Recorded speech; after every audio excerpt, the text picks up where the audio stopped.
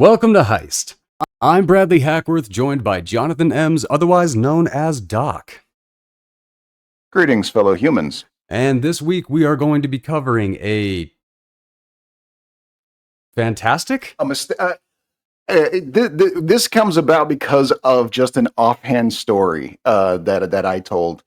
Because remember, it was you offhandedly said that you wanted to cover Stardust someday, and I mentioned that I only knew of Stardust by accident because I was living in China and thought I was buying a bootleg copy of the Golden Compass and actually got Stardust by accident. And because of that, we have decided to cover Golden Compass and Stardust together in one show, which I'm going to have to say was a really, really bad idea on our part. I don't know, because it's kind of like done well versus no. Because also, can you imagine, spare a thought for me because Stardust being was what it is. Imagine not just going into it, not knowing what to expect, but literally expecting something else. Can you imagine how completely upside down confused I was by this movie? I can just about imagine. But in a good way, I guess. A little bit. Well, yeah. I mean, no matter what, if you pop in a movie and it winds up being Stardust, you won. I mean, if it's not your kind of movie, it's not your kind of movie. But I mean, good God, it's my kind of movie. Yeah. Like this is like 80s adventure movie done with modern effects and done right. It's like Shelley Duvall's. It's like an episode of Shelley Duvall's Fairy Tales with a multi-million-dollar budget. That is a reference you are going to get, and some other people are going to get, not me. Literally no idea. But really, okay. I absolutely could not. I couldn't get on board with this one. It like the Golden Compass. It absolutely killed me. It removed just a chunk of my soul. And pun intended. Thank God we were covering Stardust, and just this is a backup episode, so I had other movies this week to really counterbalance the bad movie. Right. Wow, what a movie. Okay, but we know what, that's going to be part 2. We're going to get that on part 2. The first one, okay, we're going to jump in on this, and it's Stardust, a fantastic movie directed by Matthew Vaughn, written by Jane Goldman and Matthew Vaughn, based on Neil Gaiman's work. Starring Charlie Cox, Claire Danes, Michelle Pfieffer, and Mark Strong, with Sienna Miller, Dave Kelly, Ben Barnes, Kate Magowan, Melanie Hill, Henry Cavill, Peter O'Toole, Jason Flemyng, Mark Heap, and Sir Ian McKellen. Which, yes, both of these movies had Sir Ian McKellen, so we did it again. It is the somehow. It is the Sir Ian McKellen voiceover hour. But my God, okay.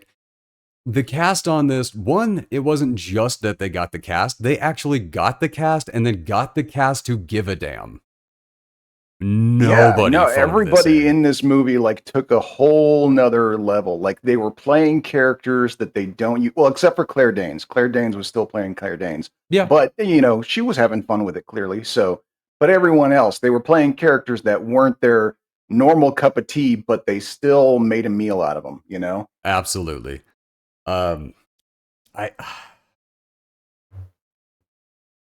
When we watched this, Kelly was like, I'm really surprised that we don't own this one. And I told her, I was like, every time it's available to stream for free, it's like the perfect amount of time since the last time that I watched it. So I never really found the purpose in buying it.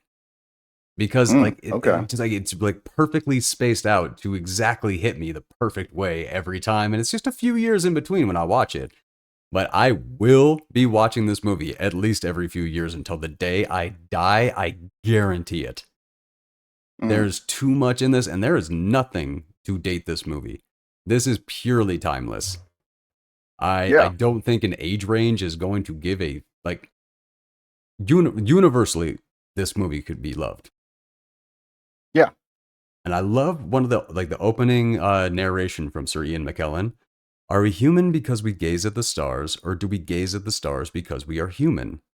And fantastic philosophical question, Mhm. but then matched up with, do the stars gaze back? And I love that this entire story is based off that premise. That's like the polar opposite. Oh, when you Um, stare into the like abyss long enough, the abyss stares when back. right, I exactly. had the same thought. It's very much like you've got your nihilist philosophy and your optimist philosophy of abyss versus the stars. We covered a movie on this channel that it started with that statement about the abyss, didn't we? I don't remember. I feel maybe the Serpent and the Rainbow, We the opening had something to do with that. Oh yeah. The space between life and death, or something like that, Mm, is where mankind something like lives. that. Something like that. Yeah. Yeah. But opening on the fantastic narration explaining a young boy's request to learn about another world on the other side of a wall, with a young scientist writing back saying it's not possible. Wrong. Right. Oh, I loved it. Oh my God, David Kelly playing the guard that wouldn't let Thorpe Dude, I through. loved that guy. That can like Such a small role, and I loved everything. Like every, I don't know if there's a single frame of this movie that I am not head over heels in love with. No, it's true. Yeah. No, like at no point did anything get done half-assed or just like, this is just to get us from here to there. We don't need to put any thought into it. No. Every single bit of this movie was given a lot of love for sure. Yes. I love it. The old guard gets tricked, and the line that I love that the young Tristan or the young Thorpe says, it's like, "Is it a magic wall? No, because it's a field."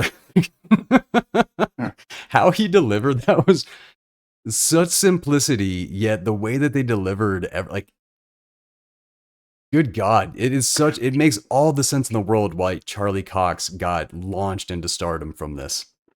Yeah, well, and it's kind of amazing too because like we have here is the fairy tale that is started by another fairy tale, which is this guy who literally because his town's got this old legend of regarding there's a wall and there's a hole in the wall that we got a guard standing on, for the last 60 years apparently, and he's very dedicated to that job because no one can go over there as another world. And he's like, well, that can't be true, so I'm going to go check it out. He goes to check it out and immediately gets laid.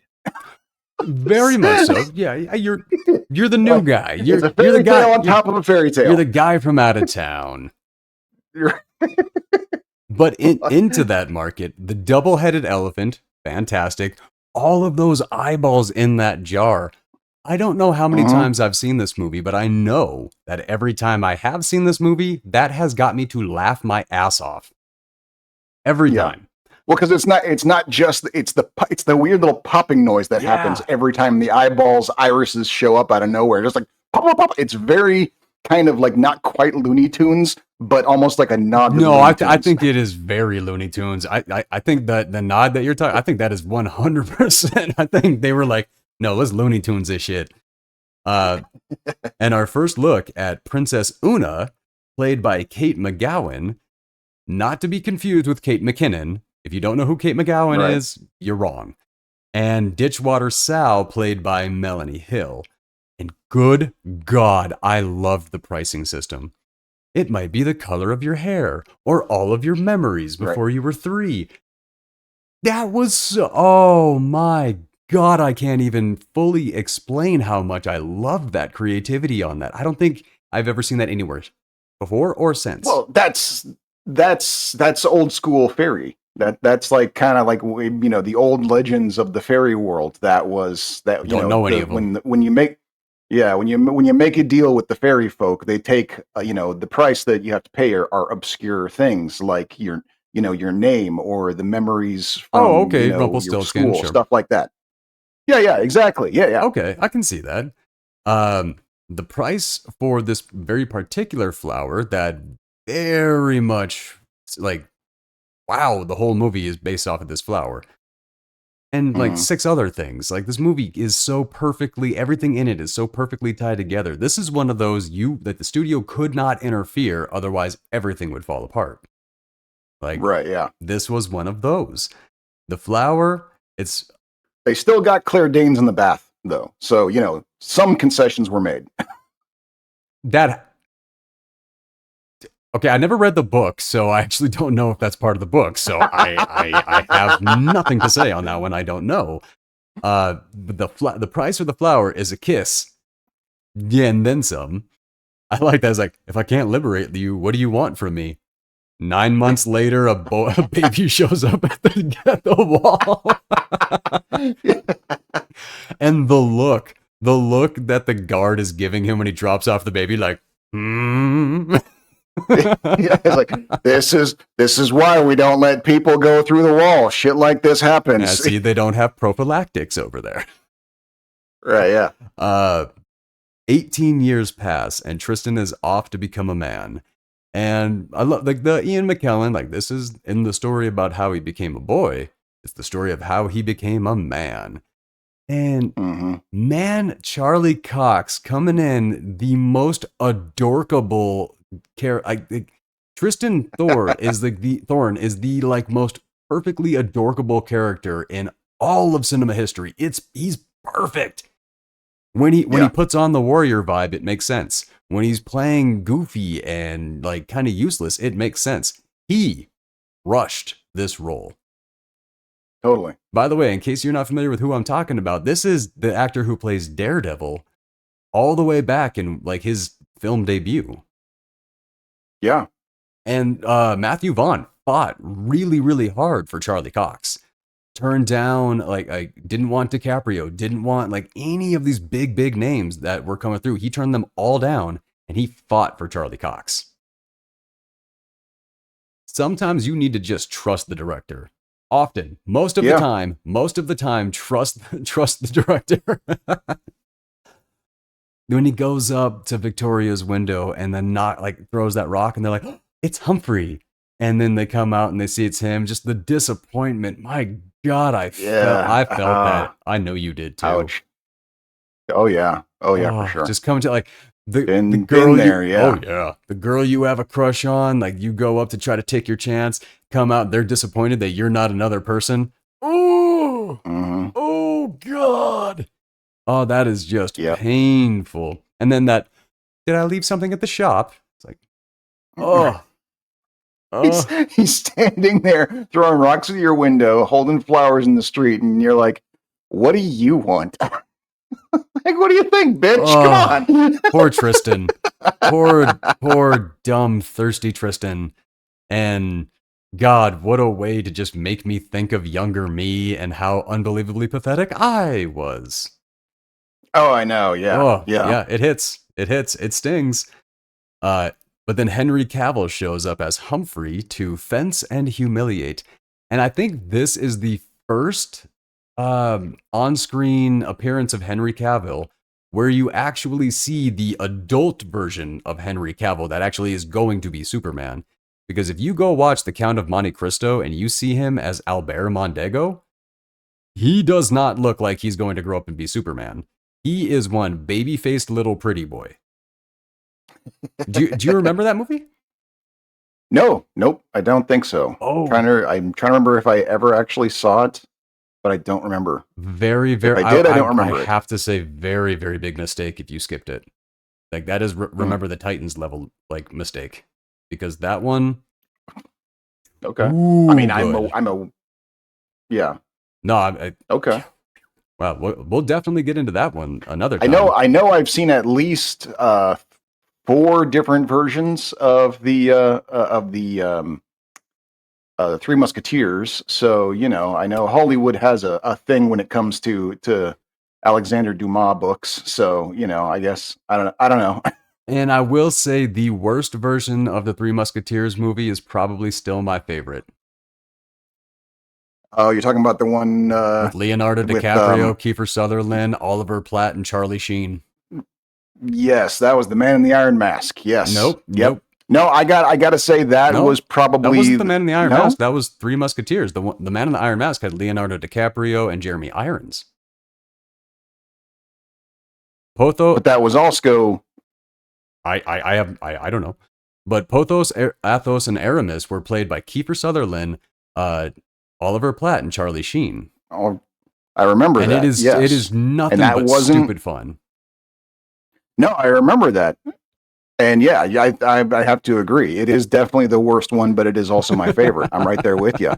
Yep. But I could have sworn that they called that one the Man in the Iron Mask. They didn't call it Three Musketeers. I thought No, it was a Three Musketeers movie, obviously, but they No, I okay. hands down guarantee you, yeah. Because that was Maybe I saw them too close together. Maybe because after I read the book, that was the first Three Musketeers movie to come out after I read the book the first time. So, okay. And I will say, like the Three Musketeers movie that came out like 10 years after that, dynamite movie, absolutely amazing. The sword fights, everything about it was freaking perfect. Wasn't funny, and that's the only reason. Otherwise, perfect movie. It just wasn't funny. But back to this absolute amazingness. Victoria's showing up to his work, and oh, she is horrible, and he is so damn dumb. Dude, that was he loses his job, and just he had to know it was gonna he just thought had these I'm gonna do this, it's gonna be romantic, and she's gonna see it, and she's gonna see what she's worth to me. I feel the movie never explained that, but I feel that's what he thought. Yeah, it's like I'm gonna take a gamble here because she's I don't understand Victoria, honestly, as a character. She's kind of conniving, but because okay, so she's disappointed to see him, but she gets that he's into her. So first thing she does is start toying with him, showing up at the shop saying, "Would you like to walk me home?" knowing full well that he's going to get in trouble for that. And he doesn't just get in trouble, he gets fired from his job. Mm-hmm. And then when he shows up, because clearly he's an idiot, he shows up with a full picnic spread of really good wine and food. She goes along with it and actually starts to seem appreciative. Actually seems to like she kind of likes the guy, Victoria, but also at the same time starts telling him about how she's going to be getting married to Humphrey pretty soon. But I think the middle of the movie throws a perfect explanation onto Victoria's character. She's so shallow that Tristan can't even tell Yvain about her. Oh.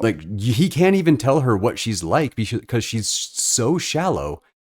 She's not like anything. Huh. So I think her character was just shallow and maybe the prettiest one in the village. So Tristan was like, her. I guess, yeah. I mean, that's the problem with villages. It's it's either she's either a cunt or your cousin. Oh. As much as I really want to deny that, the small town that I moved to, because like I said, I grew up in a smaller town in North Dakota, but we still had thousands and thousands of people. I then moved to a smaller town where my graduating class was 28 people, I think. And yeah, when I would sit down there and talk to them, be like, well, and they would talk about family reunions and everybody showing up at each other's family reunions. And I just sat there going how do any of y'all plan on dating? Yeah. How does this work? No, and I remember that was no, we really don't have a choice. We kind of got to wait until we are adults and move. And I'm like, wow, your parents really perfected that trap. I don't want you to date till you're 18. No. So unless you want to do some Lucy and Fallout stuff. Yeah. Wait, have you not seen that yet? No, I have. Oh, okay. Yes. Oh, were you expecting a bigger reaction? So it's oh yeah. No, I thought because the joke that she's after 10 years of cousin stuff, I'm really excited for the real thing. I honestly, I thought I was going to get a bigger chuckle out of that. I'm not going to lie. It took me a second to remember that line. I remember the concept. I forgot the actual line. But yeah, no. Well, but see, here's the thing. I remember years ago, I think I was maybe 12, 13 years old. I remember going back to my mom's hometown, and they were having this huge festival. And I mean huge, literally blocked off the main street in the center of town. and filled it full of people with a giant like stage with a DJ. I don't remember what they were celebrating, but it was gigantic. And I remember even like, and I'm hanging out there with like, some family. It's my mom's hotel. So I got like a bunch of cousins and stuff there, and I happened to catch sight of this pretty cute girl about my age. And I remember like elbowing my cousin and I'm like, hey, who's that? And she looks and she goes like, oh, that's our cousin so-and-so. And I'm like, God damn it. Fuck. Oh, awkward. Yeah. I'm very happy I don't have that story. It's the big city for me from then on, man. Understandable. Then you just wouldn't know. Awkward. Wow. Awkward. Yeah. Nope. Did you hear they have that problem in like some of the Norwegian countries? They literally, there's literally apps where before you start dating someone, you can check to make sure you're not related. Yeah, I've heard that on some of the countries that like they don't travel, don't allow immigration, stuff like that. Yeah, no, I've heard that's a pretty big problem. And I've been laughing about it for a while because that is too funny. But the father finds out, and honestly, like there's not one moment that this dad was not a dynamite dad. Yeah. Never lost his cool. Every piece of advice was solid. He had the patience, wished his son good luck on a grand adventure. Like, just outstanding dad. I loved it. And then Tristan tries round 2, but this time he brings the bubbly. Mm-hmm. And I like this was a great thing that that Neil Gaiman did. Tristan talks about there's a difference between being I'm not a shop boy. I just happen to work at a shop for now.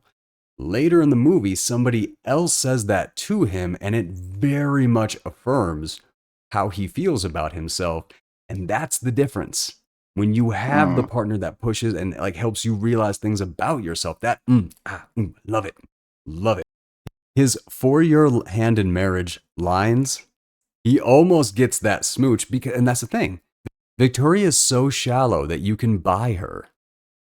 Like acts of service and just being told that I'll do things for you and stuff like that. That's all it took to get her in. Humphrey's going to Ipswich. But no, Tristan would go all the way to the Arctic and slaughter a polar bear and bring it back its head. She did. I mean, at least she did go like, whoa. What am I going to do with a polar bear head? I mean, come on. Polar bear's head? No, that one. And I like the look on his face too. Like he's almost there for the kiss. He's right there. He's like, and then she's like, a polar bear's head. And he's like, oh, that was dumb. Right. That look was perfect. Should have seen that one coming. Yeah. Yep. He sold that perfectly. Over to Stormhold with, I loved Ian McKellen's narration there. If only Tristan knew how the stars would watch, he would probably have died of humiliation right there. Luckily, everybody was looking at Stormhole, and then we flash over to Peter O'Toole having the time of his life with this role. Have you ever seen him so happy? Like he was so happy. I can recall. Just to be there goofing like that.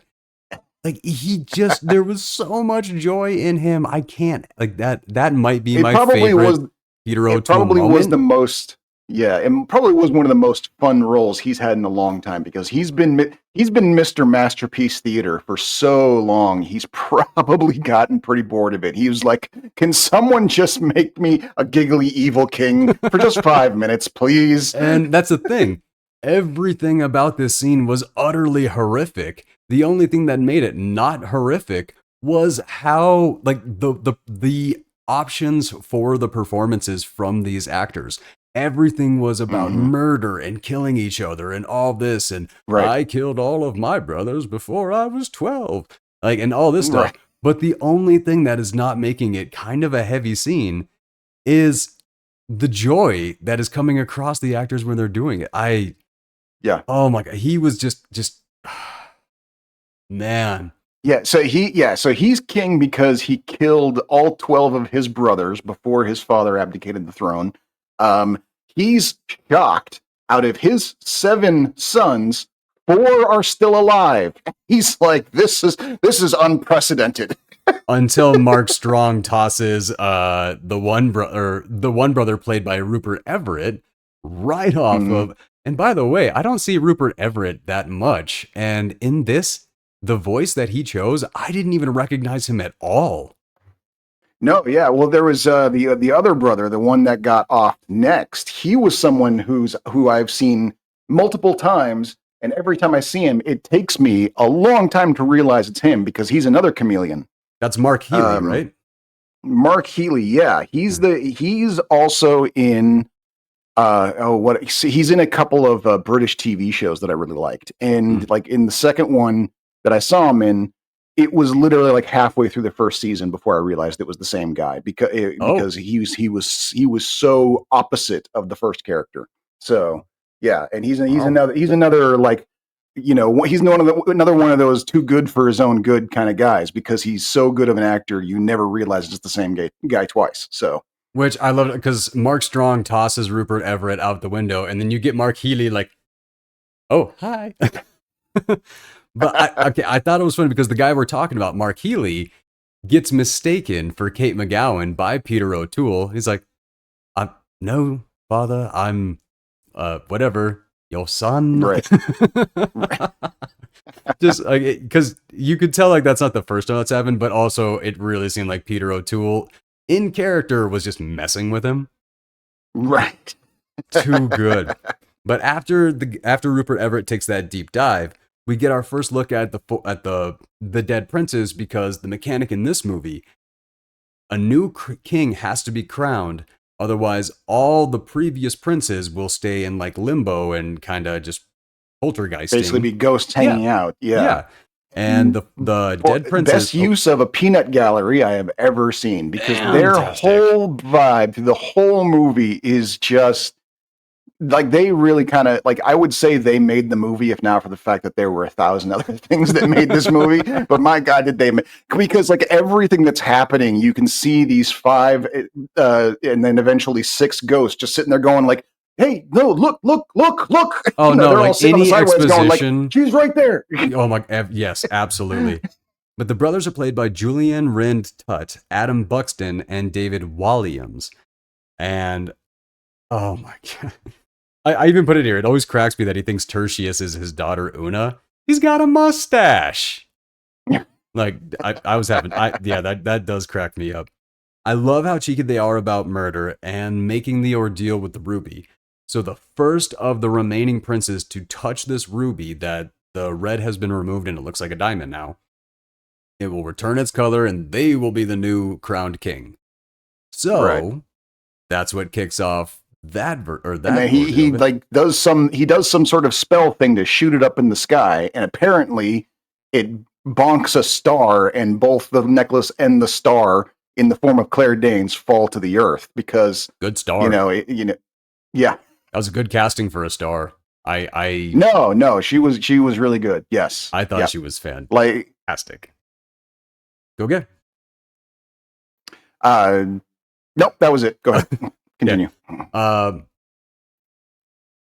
Yeah, my note on this, bam, crashing into a star, and then Tristan, I'ma go get it. Because the princes have Yeah, their 'cause ordeal, and Victoria's like, ooh, a falling star. And he's like, I will yeah. go get it for you, for your hand in Yeah, marriage. and let's not lie. We have all been in that situation. We are so desperate to to impress a girl that we will vow ahead of time, premeditatively, to do something profoundly stupid, and we will Correct. follow through. Correct. And the thing that we hopefully learn some point in our life, you can't buy love, dumbass. That's not how that works. Michelle, or the star falls, and first look at witchy Michelle Pfeiffer, Mm. and at a shimmering Claire Danes.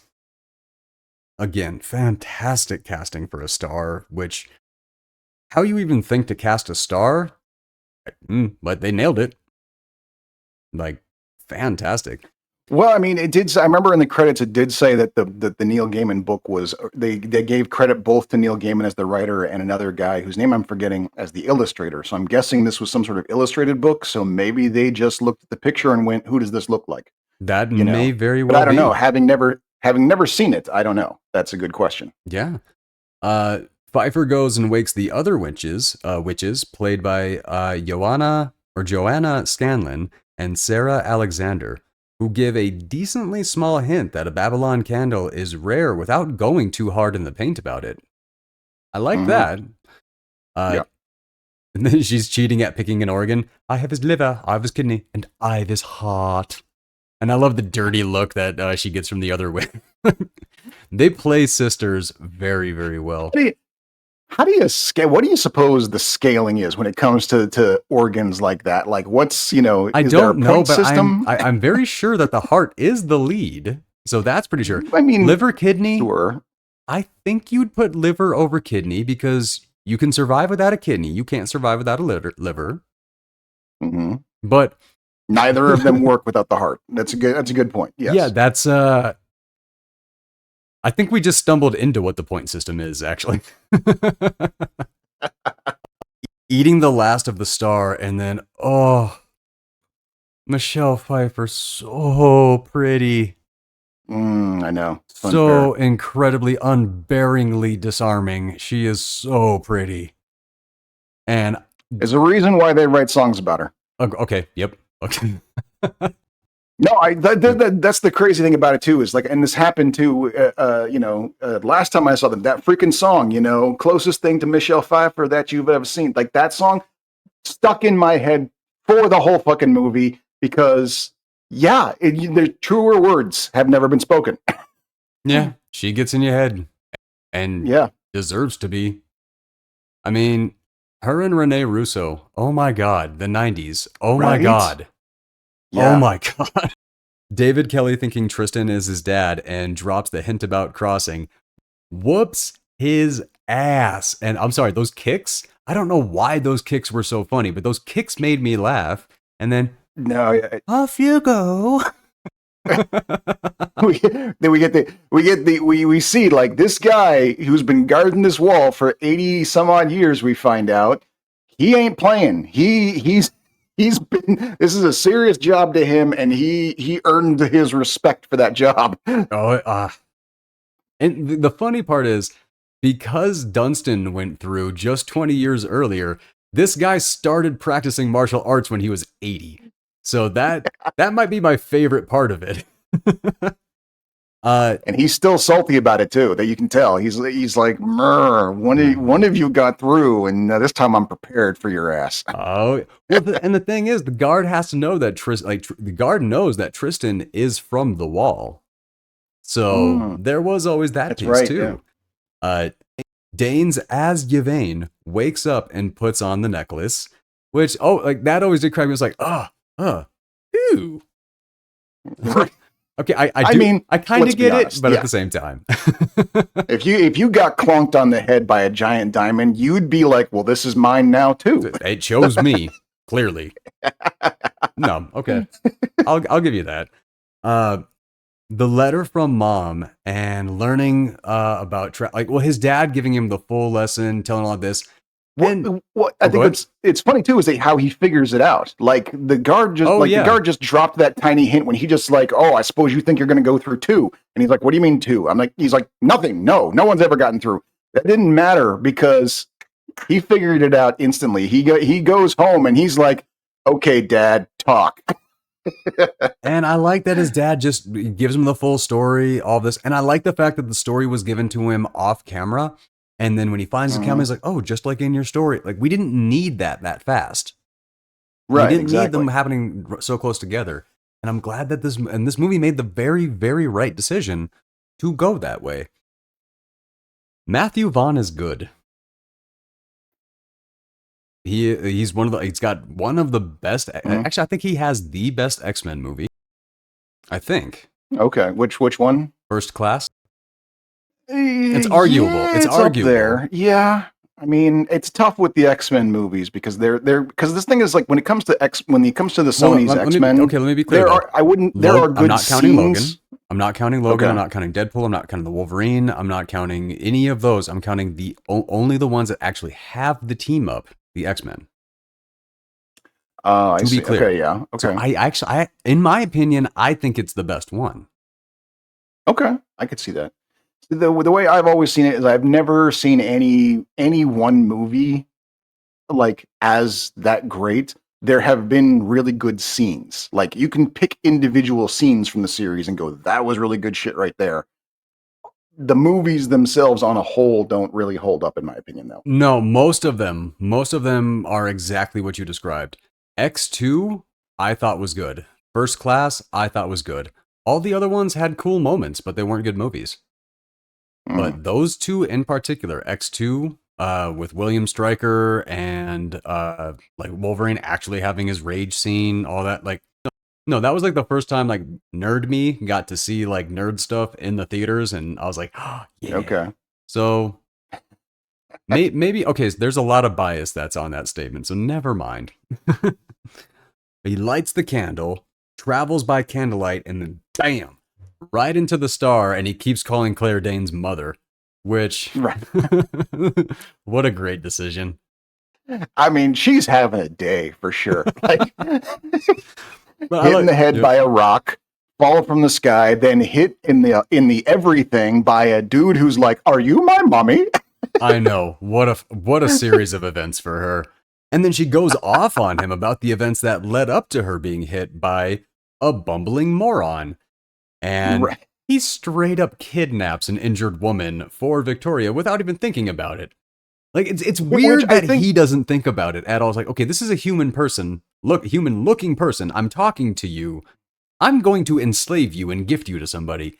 And he's our good guy. Well, he does say he's just going to bring he has a promise to keep. He was going to bring Victoria the Star. And he does stay kind of upfront. Look, I just want to show you to her so that she sees that I did it and that I kept my promise. Then I'll let you go. And he even goes like, I've got this candle that you can use to take yourself home, and I'm not using it to take us back to town. The fact that he calls it like, she's like, you have a Babylon candle. He's like, yeah, of course, I have a bubbling candle.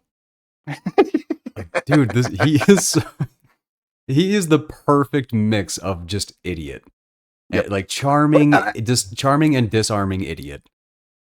Plus, I think to a degree, that may have been like one of the saving graces of why we didn't see the exposition when his dad told him the story, and then he's like, "Oh, here's the letter from your mom. This is the flower from your story. Oh, this is the chain from your story." Because he seems to uncannily know how to work that chain really, really well. First try on everything. Yeah, right. So the only way to explain that is to assume that part of his dad's story must have been pretty elongated. We just didn't see it. That's a good point. That is a good point. Really know how to use that magic chain without much trouble. Which, by the way, what a fantastic magic chain. All you got to do is keep cutting that thing and you have unlimited material. I would have an entire suit of armor made out of that crap.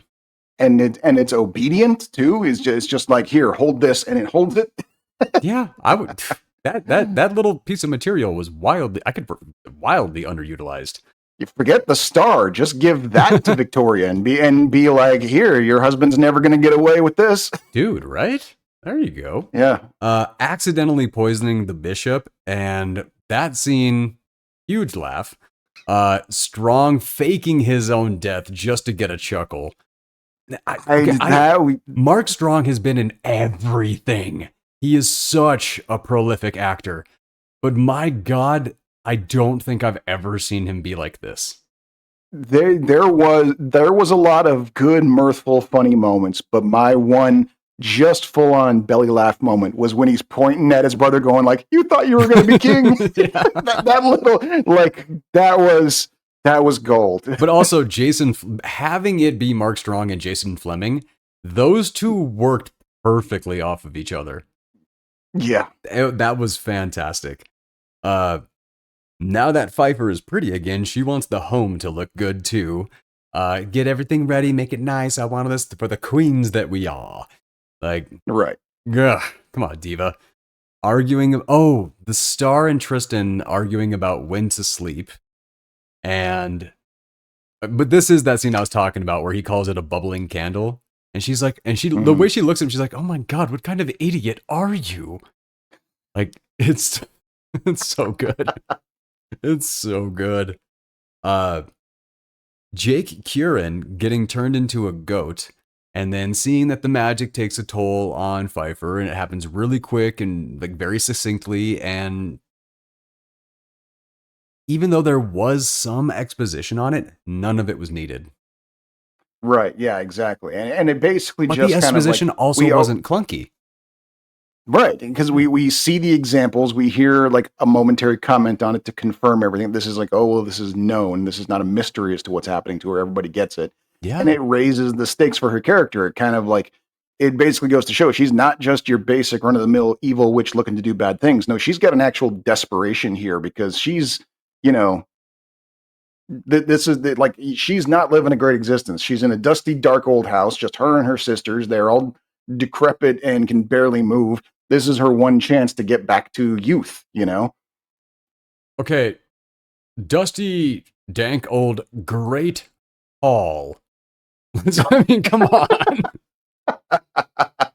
Say what you will about the decor, sir, but the architecture, give its respect. I mean, come on. They lived in a freaking cathedral, man. I mean, that's a. I'll take some. No, fair, I'll fair. take some dank and dustiness if I can live in a freaking cathedral like that. Okay, all right. Unless the property. No, it's a cathedral. Property taxes would be low. 7 horses with. Oh, so here you go. 7 horses with Septimus, the 7th brother, and Primus, the first brother, goes it alone, perfectly matching their names. Their clothing had their number, like the number of what son they were matched up. And I thought it was great to have the first and the final brother going up against each other in this and all the in between. I thought that was really clever. I did enjoy that. Them walking through the window's background. Tell me you didn't think the same thing. Oh, no, I didn't. Oh my god, I didn't notice it. That was exact. I was like, that's the Windows background. I thought the same thing as when we watched Toys. I'm like, that's the fucking Microsoft background. Wherever that field is, they love using that thing. Oh, here we go. Michelle Pfeiffer meets Ditchwater Sal, and the whole heads or tails scene, and then truth poisoning the Dark Majesty. And then we kind of see what she looked like in her prime, or like when she's like got her like her magic like going. Tiny bit of world building that just kind of shows you what they may have looked like 100 years ago or centuries ago or anything like that. Never explained, never saw again. But Ditchwater Sal calling her your Dark Majesty, that gave us our world building. Yeah. God, I love this movie because where we've talked about trusting your audience, you don't need to hammer us with this information. Put it in the movie, and if we're curious about it, we'll watch it again. That's the thing is like if you catch it, it adds to the story. If you don't catch it, you don't lose anything in the story. That's a delicate. It's a delicate thing. Yes. To be able to put something in your story that if it's missed, it doesn't affect the audience at all. No, that is a tough balance to find, and I do understand that. But treating your audience like they're frickin' morons, that is always the way your film loses money. Time after time, after time, after time, after time, after time. There is almost no example of treating your audience like morons and it winning. Like, it's crazy that they keep doing that. But whatever. The classic... Okay, well, actually, first this. Casting a spell on Ditchwater Sal, you shall not see, nor touch, nor smell, nor hear, or nor interact with the star in any way, even if it's right in front of you, perfectly setting up an incredible scene later on that just melts my heart every time I see this. Now, for my true hatred. And I'm not even kidding here, man. I hate this to a degree that I don't know how to properly say. He keeps calling her Yvonne when her name is Yvain. You can't get that misconception unless you're looking at the name on paper.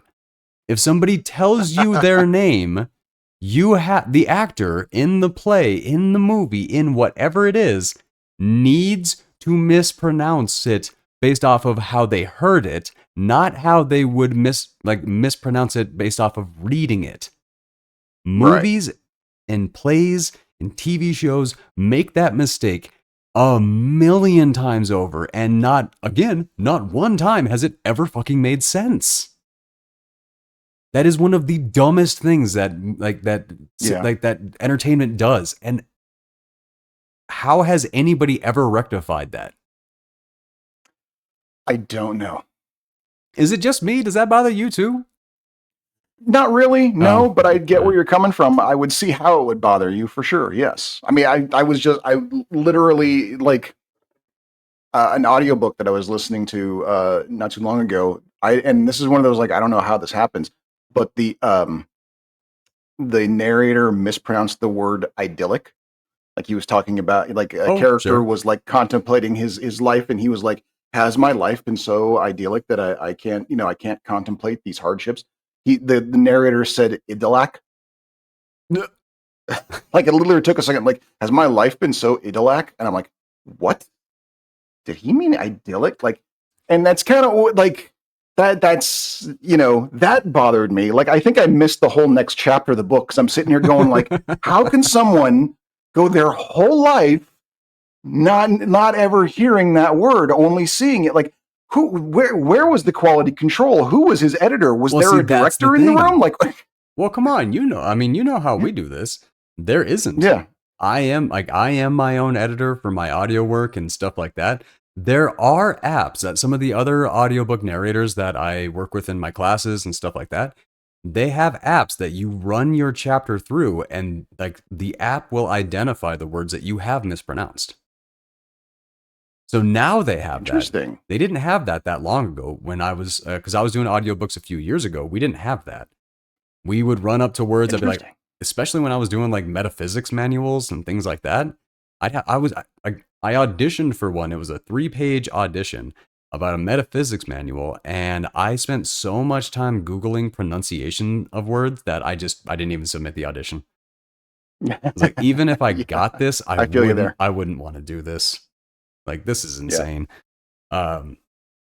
Where was I? Oh, the confrontation with the soothsayer. I thought that was really good. I thought the confrontation with him as he's asking the questions, and then Mark Strong turns into a more jovial type of character for a moment. What's my favorite color? Like, all of this. Have I ever spared anyone's life? Like he's like so jovial about it and having fun with it. And then he kills the guy, and then they move on. Like, right. The transition from those charms, or whatever they call them, like from him to Michelle Pfeiffer over to Tristan and Danes. The transitions there, I thought, were absolutely fantastic. It was almost like a musical without the musical number. The way, like, there was like it was like a one of those marathon type songs where everyone's going like, we're off to we're going to the Capitol, and you got like this storyline, we're gonna kill the king, and this storyline, we're gonna save the king, and this storyline, I'm gonna marry the princess, and they're all kind of like, they eventually sing in tandem with each other, even though they're 3 separate storylines in different places. It was like that, but no song. It was just a sort of weird, like, mental, like, emotional unification on this journey, and it worked. Which, it worked so well. Rescue unicorn activate. That came out of nowhere, and I'm like, whatever. We're in Stormhold. I was disappointed that they didn't invite that unicorn to the wedding. It died. Oh, that's right. Okay, yeah. Yeah, but see, like, this is the kind of movie where you could just randomly have a unicorn pop in, and there are no questions because of what the movie has done to this point. Any other, I swear to God, any other movie, if this would have happened, I would just be ripping it apart. Somehow, well, especially it worked. Especially even though it was not technically a character, like, that was one of the, Claire Danes did really well giving this horse character, because when it first shows up, and unlocks the chain and saves her because it's a unicorn, it can fucking do anything. Sure. And as she's riding through the forest to eventually go to this inn, she's expositing everything to this horse. She's just sitting there going like, and then this asshole tied me up to this and that, and da-da-da. And the horse is just trotting along going like, I know, lady, I know. Humans, right? Yeah. So this with no need to horse act, Claire Danes just made this horse a character by just being a character to it. True, but I will say when the horse saves Tristan's life and then points at the poison, I was like, it was making me laugh so hard, and I'm like, God, you did such a good job with that horse. Good job, good horse. Mm-hmm.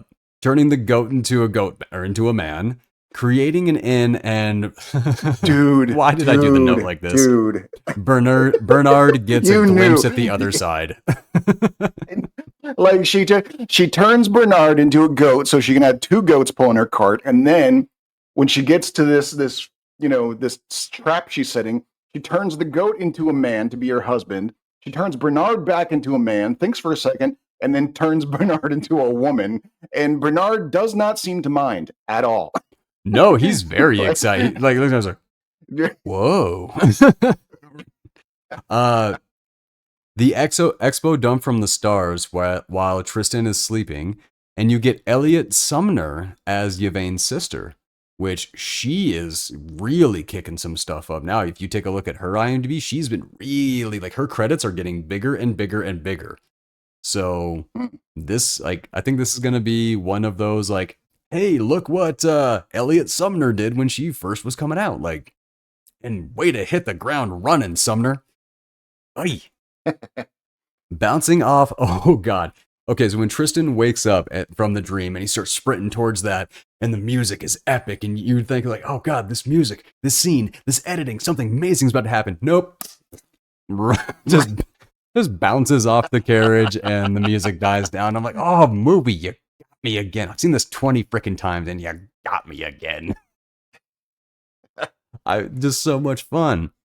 And I like that. Primus comes up. He's like, the thing was, when Primus comes up and he puts the blade to Tristan's chest, you're not looking at comedy. You're not looking at joy. Jason Flemyng put on the actual performance to be a man about to kill.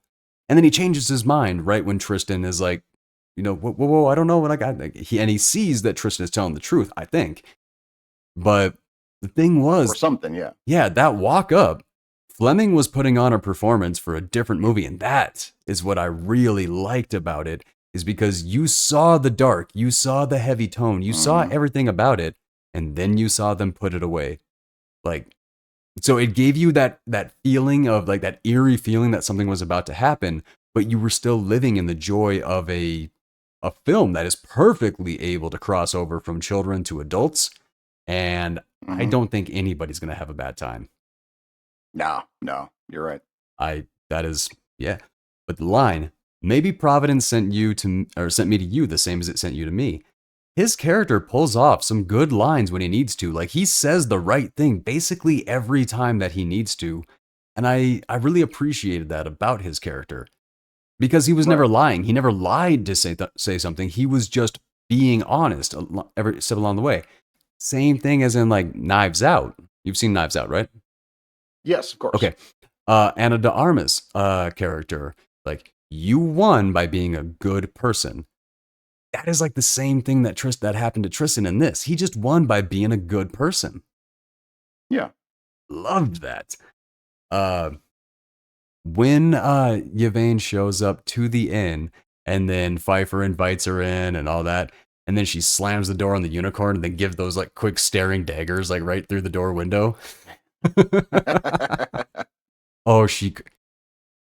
I keep wanting to say this actor crushed this actor crushed this. Every single actor in this movie crushed every single thing they did this whole movie. It is kind of insane. Like, the odds of that happening, that ratio doesn't stand. No. There's always some kind of, like, somebody calling it in, someone being like, I know this is a small part, like Peter O'Toole, that was a cameo to beat all cameo roles.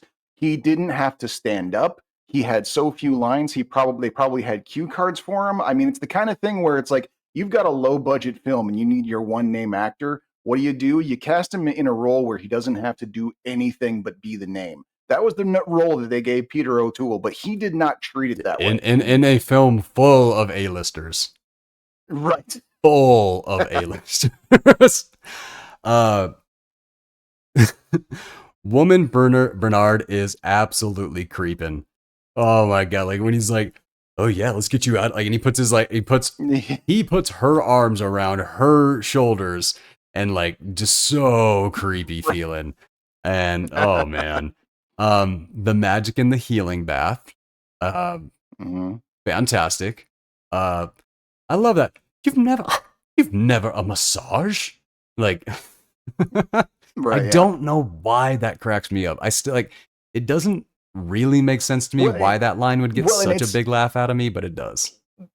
Well, it's because we have this weird dynamic going on where we found out that something about this magic of stealing a star's heart and using it for magical powers, whatever it is they want to do, there's conditions like having them be comfortable and happy and carefree helps. And so that's what Michelle Pfeiffer's doing. She's trying to pamper Claire Danes so that she's right. Oh, okay. So what you're saying? So the more potent the star, like the more potent the happiness, the more powerful the star's heart is. But at the end of the movie, like what is it? A broken heart of a star is better than no heart at all. Like it can still do something, but if it's shining when it's cut out, it is way more powerful. So no, and okay, I'm right there with you. Okay, so yeah, she's trying to butter her up. She's trying, and so it's like it's weird. This sort of like after we've seen her be so evil this whole time, now she's like sitting there going like, "You've never had him. You must, darling, have him. Please, I will work those kinks out. Get in the bath. Have a good time. I am here for you, my lady. This is going to be wonderful." Because it's like yeah, it's funny because it does open just how over the top it is. It opens a huge plot hole at the end of the film, though. So there actually is. There's only one moment of this film that I actually think isn't perfect, and it is kind of a huge plot hole. And I'm wondering if you can help fill it for me. We'll get there, okay? Saved from a knife under the bed by a knock at the door, and Primus and Tristan arrive. And then, Primus just walks into the place, sees there's a bath, and like, ooh, and just jumps into somebody else's dirty bathwater. I'm like, you don't know. You don't know who was in there. That's like that scene from Galaxy Quest. Is there air? You don't know. Like, you don't know who was. Is there crabs? You don't know. Like, Galaxy Quest. I want to see that again now. All you had to do was mention it and be like, yeah, now there's a movie. Man. There is a movie. All the dead brothers see the necklace when Yaveh comes out, and they're like, dude. I thought that was great. Like, you were talking about the peanut gallery. You're absolutely right. These brothers were freaking perfect. Yep. Pfeiffer going after the knife while Primus is bragging in the background about, some say it's the biggest in all the land, talking about his dad's carriage and all this. It's like, dude, oh my God, you were playing this rich boy bragging entitled, so well. Way to just crush it, Flemyng. And Claire Danes is like, yeah, good for you, buddy. I'm gonna go now. And he's like, no, but you don't understand. It's a great carriage. Love it. But then they pass off the wine. So Primus passes off to the wine because until his brother is dead, he won't drink anything but his own wine. Passes it off to Tristan. And then when Bernard comes out, I was like, thanks. What's your name? To the girl. He's like, Bernard. Right. Which I love how Tristan is just like, well, that was weird. Oh, well. Like, well, yeah, he's in Stormhold now. He doesn't know. That was so much fun. The unicorn busting the poison out of him and then pointing at him. And the only reason we actually were able to get a slit throat in this is, I think, because they changed the color of the blood to green. Blue. It was blue. Okay, thin blue looked green to me. Whatever. Okay. Well, see, that I think they were going for the actual, like, again, because that was a, that was a nickname for the royalty. It was the Blue Bloods. Back in the day. because there was apparently for one specific royal family, I can't remember which one, because of the many generations of inbreeding in that specific royal family, they had a pretty severe hemoglobin problem that made their blood actual blue because they weren't actually able to absorb any oxygen into their blood. Okay, that's crazy. I hope you're not just making that up. I hope that's crazy. I'm okay. I'm not making it up. I cannot verify my sources on that though. Well, the benefit of not being live. The term blue blood originates from the Spanish phrase sangre azul. It was used to describe the old aristocratic families of Castile, Spain, who claimed to have pure and noble bloodlines and had never intermarried with Moors, Jews, or other races. Yeah. The blueness of their veins, which was more visible due to their fair complexions, led to the term blue blood to denote nobility and high social status. Over time, the term was adopted into other languages and cultures to refer to people of noble birth or high social standing. Because these motherfuckers had never seen the sun, so you could literally see their veins. That's pretty much okay. That I can buy that a little bit. I mean, I can also buy the story you said, but like I could believe that could happen. But God, but I'm still right about blue blood. You are. Royalty. You are. Yes. That was correct. Which I thought that was a cop term. So because of because of the movie, the TV show Blue Bloods. Right. That one I think was adopted later in like the 80s or 90s, where cops started saying. No, I can easily like see that. So many generations of cop in my family, you practically bleed blue. I think is how that went. Okay. All right. I can see that. So yes, we got Primus's slit throat, and now he's a naked ghost. Right. And I like that. Really, they try not to talk about it. None of them are looking. He's the only one that doesn't have a fucked up face. So what are they going to say? Somewhat true. I don't know. Mark Healy got poisoned, so he was pretty much exactly normal. But the way that he shows up naked, and then Mark Healy's like, I can see how he's the comedian of those brothers because I love that. Trapped in the flames, and Pfeiffer kicks this performance up. Like her dialogue, very simple dialogue, all that. But that's where like she stopped acting and really kicked in the thespian. Like that's where like the stage performance started coming in, and like goosebumps and everything. And this really showcased the dedication and what Tristan was willing to put himself through. He put the Babylon candle in his hand and put his whole hand in the flames to get them out of the situation. And unfortunately, this is where we say goodbye to the unicorn because, got by Pfeiffer.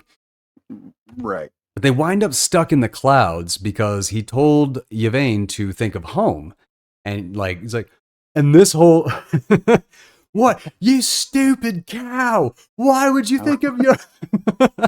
Right. You said they're standing on a cloud in the middle of a lightning storm, yelling at each other over, why didn't you think of my home? Why would I think of your home? You said think of home. Outstanding. I really did love this. Like, and no one's talking in this entire fight. Neither one of them is going, holy shit, we're standing on a cloud. No, that was like, no, neither of them seemed to care. They were perfectly standing on a cloud and just this is a situation. The middle ground to meet Captain Shakespeare harvesting lightning.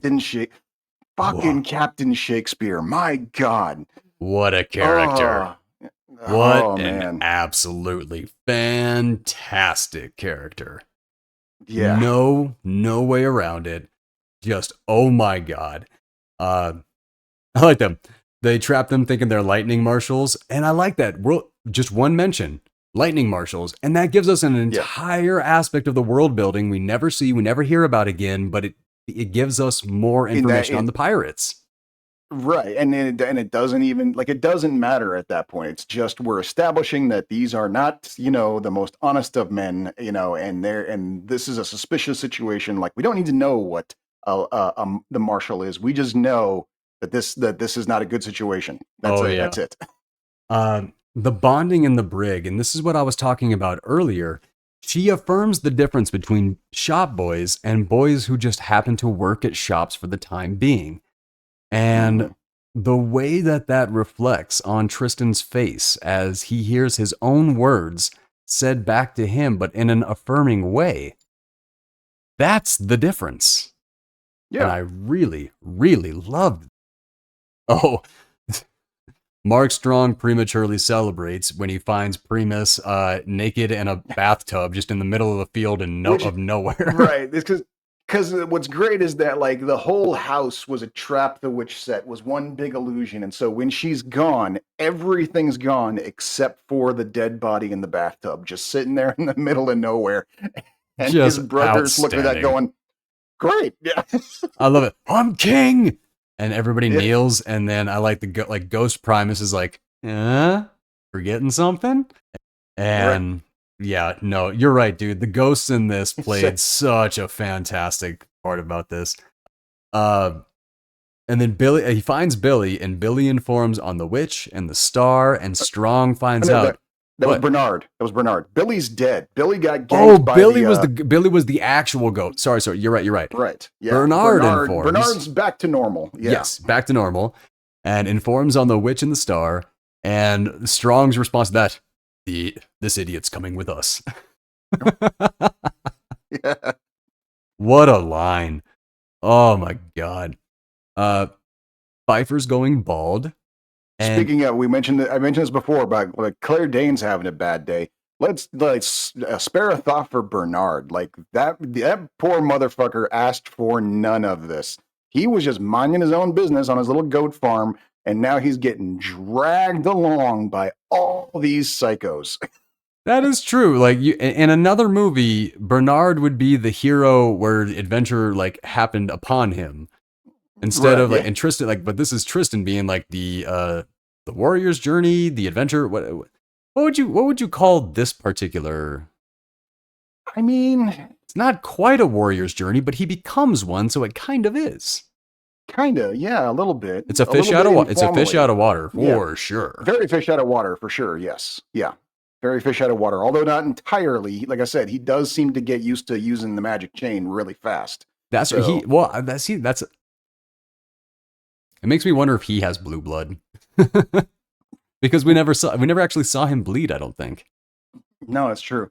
This is a fairy tale is what it comes down to. it This isn't is. quite the hero's journey or a warrior's journey. It's Well, a fairy every tale, and fairy he's tale is still in big part a warrior, like a warrior's journey, a kind of. call to adventure. I mean, they every fairy tale still kind of fits into one of the subgenres.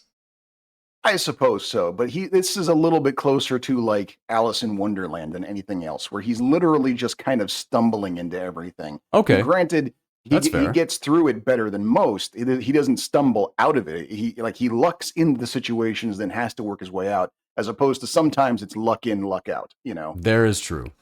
Uh, Pfeiffer going bald and then freaking out about it, and like, where's the star? And like rubbing the ring and all this. But I will say, my biggest laugh from Pfeiffer is when she's like trying to do her like beauty marks and all this, and then both of her boobs just sag at the same time. that that that got a scream laugh from me, and it always have. As I don't know if right? it will Yeah, ever not. But this is what I was talking about earlier with the tell me about Victoria. He can't. She's such a shallow person that beyond saying she's pretty, there's nothing to talk right. about. And hmm damn. Uh, but like that. You can't buy love. And then the question, what's she doing to prove her love for you? Realistically, mm there are so many great life lessons in this film, Yeah. and they just Yep. pop out through the And dialogue. there's and that well, and that's one of those things that even like I'm seeing like people are still talking about to this day is that whole sort of like one-sided expectation, one-sided given giving that especially especially with some of the young folks complaining about dating these days. There's a lot of the whole like why would I make all this effort to date when nothing it's never reciprocated kind of thing. Like we're seeing that mentality become kind of more um What's your answer for that, awakened by the among way? folks. My answer for that? Yeah, do you have one? I mean, for me personally, it was always just sort of a time limit kind of thing. Like I was willing to, put forth the effort and do that whole sort of like, I will be the old fashioned, prove myself, buy dinner, open doors, that whole sort of thing. But then, like, usually around about like third or fourth date, if I'm not starting to see some of that come back, then I'm like, okay, this is going nowhere, and I'm out. I think that's reasonable. Mhm. My kind of take home position on that: always be the gentleman. Always do this. Always do. Always, always, always, always. Be choosy over who you give that to. You don't just give it to anybody because not everybody deserves it. No, that's true. That's the That thing. is Like, true. But I think there's but I nothing think that wrong is with doing all of these behaviors, all of these things, doing everything for your husband, your wife, XYZ. Mhm. I don't think there's anything wrong with that. If those are the things that you want to do for somebody, but it is very important that you find somebody that recharges you in whatever way you need. It doesn't have to be Right. the traditional, stereotypical, any of that stuff. You like, if you got one person who literally does everything and the other person massages their feet once a week and that's all they need, that is a balanced Yeah. relationship. It is just about finding the balance, but don't No, for don't do sure. that Yeah. stuff for people who don't Well, deserve it. I think that's what people are finding difficult is that when it comes to these things, we are talking investment, even if it's not Sure. financial, even if you're not the kind of person who's going to spend $100 a night on a date or something like that. Even if you are, at the very, very bare minimum, even at the very beginning of a relationship, you are investing time and you have to invest emotionally because if you're not going to at least try to like this person, then it's going to fail from the start to begin with. You have to invest emotionally in this Oh, sure. as Yeah. well. And all too often, people find out that that investment has dead ends half the time, minimum. Half the people you're going to go out with, you're going to find out were not worth your emotional investment. And that's the investment that hurts the most. And I think Half. that's what's getting people shy. Minimum. I Wow, said I know. minimum. I'm about to say, man, I'm looking at 98%, 99%. I mean, realistically, Yeah. if you are the Minimum. if Yeah. you are the Marion type, it Hmm. kind of usually turns out to just be one. No, that's very true. Like That's very true. But yeah, that's the but thing. that's the thing is like that's losing that on that investment is what hurts more than the money or the time. And The yeah, emotional investment, after absolutely, yeah. and so after a few of But I'm those in not a row, talking people about aren't even willing purely to the make the money. investment. I'm not talking about purely Hmm. the money aspect. I'm more talking No, kind of no, like and acts that's of what I service get, and stuff, you know? and I get that. Yeah, but that's what I think is that's what's difficult for some folks is Sure. parsing that out. It's like if we're gonna invest in like that whole like love language thing. It's like Yeah, if you do invest in someone emotionally, that means you're going to be doing the whole acts of service thing or whatever your style is. fair enough. And yeah, and that is yeah, after if you get two or three in a row of folks that don't reciprocate at all, you start getting shy about it. You start going, why can't I know ahead of time if this person is worth investing in? You Oh, that would can't. be a neat And trick, so wouldn't it be? yeah, exactly. Yeah. And so that's where you get a lot of folks just bowing out of the whole dating game because they're just not willing to make that investment anymore because they've lost it too many times in a row. Okay, I can see that. That's sad. I'm going back to the Hmm. movie. Okay. the Yeah. d- Married man. Just brush that right off. Exactly. I'm a married man. Hurting over here. No, Why I'm should kidding. I'm why should kidding. I be the one to talk about this conversation? That's like saying like that's like the rich guy telling like people who don't have money to save money. It's like I shouldn't be part of this conversation. Like, what do I have to contribute? What I had worked for me. Ain't no like there's not a lot of people out there that'll like me. Right. Yeah. No. Or Okay. probably Cool. there are. You're right. Yeah, I'm not exactly a unique person, but still.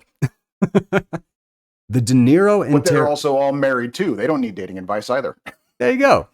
De Niro interrogation. He is properly intimidating while also being comedic. De Niro. Hmm. I mean, Yeah. flat out. This character, can you imagine how many people were fighting over this? I mean, I do like a character like Captain Shakespeare with the multitudes and the layers and the performance opportunity. Like, do you think that maybe like before they started filming, like there was some sort of fist fight between De Niro and O'Toole over who got to play who? I don't know, but I can't imagine anybody. See, here's the thing. I know that there are other actors out there that could have done a good job. Nobody would have been Robert De Niro doing it. And that's why it was amazing, because it was Robert De Niro. Yes, Like, yes, it was. What? Like, and I can't think of another movie, another performance where Robert De Niro gave even a quarter of that level of I don't give a fuck to go all the way into the commitment without it being like a hardcore like Taxi Driver. He committed all the way for Taxi Driver, but that was not like this. This was a way different level of commitment. And the fact that he did it without blushing red the entire time, like, I couldn't do that. I'd be doing that in front of a crew of people. My face would be beet red. I'd be sweating. How he did. Robert De Niro. Let me explain what he did. De Niro goes soft, and then sorry. So he takes Yvain to his cabin, and he threatens everybody. All right, anybody else? You're gonna get the same treatment. And they're like, "You mean you're gonna?" No, throw you off the side of the other guy. Yeah. No, I'm going to treat you like the other guy that I just threw over. I'm not going to treat you like the woman I'm supposedly about to make love to. Right. But then De Niro goes soft and then chews the scenery to bits. It's makeover time, switching the narrative on its head by our world being the one that folktales are built on. I loved how that went. Because if you think about that, this is a world that they don't have electricity and all that stuff. So if you're thinking about merry old London and all of those things that are happening at that time, those would be like folk tales to people who are still living in the Middle Ages, essentially. Like, I loved that concept. That was awesome. Cutting Tristan's hair. Oh, wouldn't that be nice? That was kind of brilliant. Yeah. It just goes to show like De Niro's character has gotten very good at this styling thing, because he just like, it's not even like, oh, this is a magic brush. No, he's just like, let's cut your hair. And then all of a sudden he's got longer hair. And even Tristan's just like, the fuck just happened? I know. But he doesn't say anything. He's like, Like the amount of things this movie did and then never pulled attention to beyond just a look or something like that. Loved it. Absolutely fantastic. Ricky Gervais as Freddie or Ferdy. Yeah, God, like out of nowhere with that. This cast. Oh my God. Like there were a lot of serious actors playing comedy in this, and to have just a true blue comedian like Ricky Gervais show up out of nowhere was weirdly jarring. And I feel like seeing him go toe to toe with Robert De Niro in a comedy scene was like something out of Twilight Zone. And it worked so well. De Niro playing the straight man like that. I mean, that is where De Niro's comedy gold really does come in. He is a perfect straight man for comedy. No, that is true. Yes, just dynamite. So, but that to watch Ricky Gervais be the one that plays off him, that was great. Right. I like that. It's like, ha, look, who's having a laugh? You are. Yeah. Ricky Gervais, he absolutely killed this. Decent amount of improv in this, obviously. And right. Oh, there was a lot of Ricky Gervais's own lines in that. Obviously, it was too much sideline off the cuff comment stuff for it to all been scripted for him. Yeah. Oh yeah, especially like the line when Pfieffer comes in about the two-headed dog, they can watch the front door and the back door at the same time. That specifically was tagged as improv from this. So no, like that absolutely. De Niro learning about the star and realizing immediately that it's Yvain. And I like this. Tristan shows up and can't handle the smoke or acting like a buccaneer. Like everybody's waiting him to be this guy, and he's like, "Oh, yeah, right." And then I'm sorry, Dexter Fletcher. He crushed every single. He was the first mate pirate that kept rolling his eyes every time. Right. Yeah. Yep. He. You don't even like. He doesn't even have his character. Doesn't even have a name, and he still was like a scene stealer every time. And it's, like the saying goes, man, there are no small parts, only small actors. And he's proof of that right there in this film. Like, he barely has any lines. Character doesn't have a name, but fuck it, you will remember him in this movie. Yeah. Oh, absolutely. The sky trip montage of learning to fight and falling in love. And the dancing and shining with Yvain and De Niro, and then switching over. Because he says, like, I know what you are. But then they switch over and Tristan steps in and she starts shining very brightly. And I'm sorry, moments like this where you get like the big tough guys playing music and looking at the dancing with like a smile on their face, those moments crack me up to oblivion. Right. They send me. But Pfieffer and Ricky, and this is what I was talking about with that bit of improv, and he annoys her into being turned into a seagull, kind of.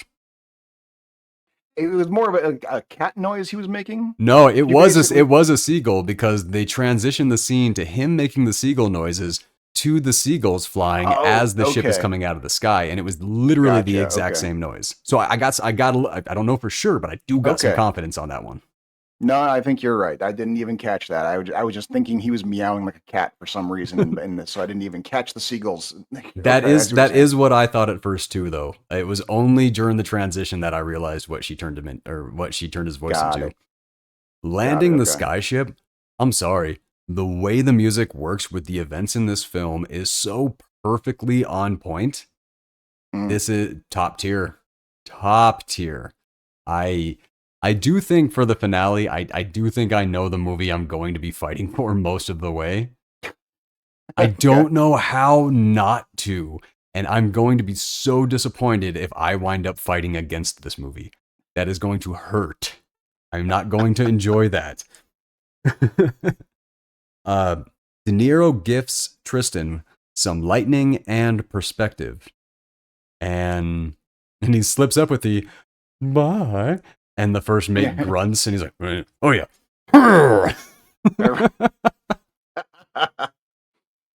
I could watch. I wish I had an entire anthology of movies starring Captain Shakespeare. Yeah, right. It is one of the biggest cinema crimes that is a one-off role. That is wow.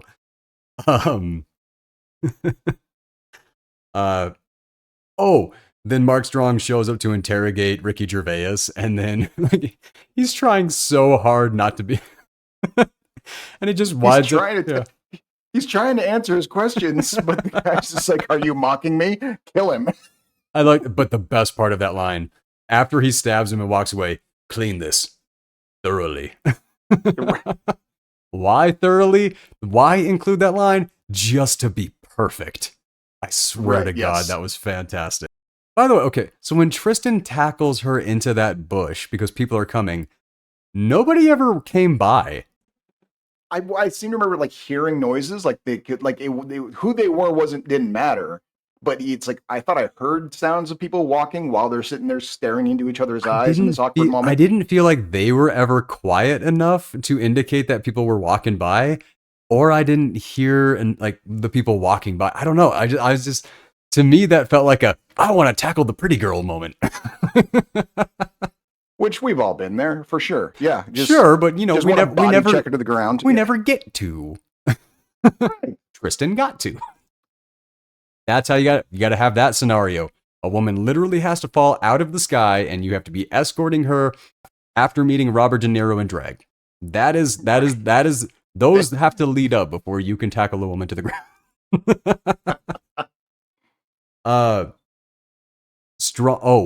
He ruins the moment by bringing up the fact that like immortality, like she asked, "Would you be tempted for my heart and immortality?"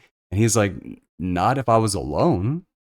And then like you kind of get the realization wash over her face like she's never realized that she's been alone, which is kind of Uh, weird because she's centuries old. It's like, have yeah. Well, you never and thought about it? Like, I thought that was a little bit of a weird moment, but at the same time, maybe stars well, I mean, aren't no, alone. that's the thing is like I don't know if it's really like how alone. I mean, she doesn't talk about any of the other stars, but the other stars talk to him about her. We saw that Yeah, and the in the dream exposition scene exposition, where yeah. they gave him a dream that said, "Look, our sister's in danger. Go save her." You know, so that suggests that there is some sort of community among the stars. But at the same time, it does seem like their whole thing from her is that they all just kind of hang out up in the sky and watch everybody down there. And so, and I guess kind of its whole like, if you don't know any different, you know, thousands of years old or not, if that's always been your existence, and you wouldn't even know what you were missing until you got to where she is now. That's a really good point. I can, yeah, I can see that. The Mark Strong's men versus De Niro's crew. Dude, that was awesome. Yes, it Like was. best fights. That was the best fight, second best fight of the movie. Okay, yes, yeah, that's true. Yeah, Hands down. When we get into that fight scene, I am going to just be drooling over the choreography.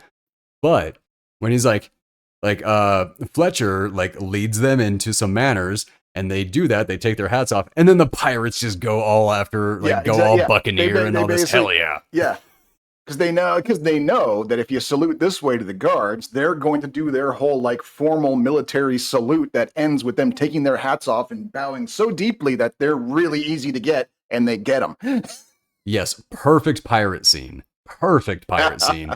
But during this, Robert De Niro is playing music, and he is put on a dress. He has a boa wrapped around his neck. He's got a fan. He turned his very iconic mole into a heart by dabbing stuff around it, and he is dancing around the captain's quarters. And He's having captain time. It is the best captain time I have ever seen in my life. He was so much fun in that. I could not stop laughing. How many times Mark Strong must have done that scene and walked up before being able to do it without cracking. That had to be the most fun day. Could you imagine being part of the crew on that day to get to watch Robert De Niro dancing in drag like that? Yep. That is a life highlight moment. Moments like that are the reasons why people get into movies. I love, oh my God, I loved it too much. But then yes, the pirate crew wins the battle against the soldiers. They bust in. Mark Strong runs away out the window into the water, and Captain Shakespeare is beside himself.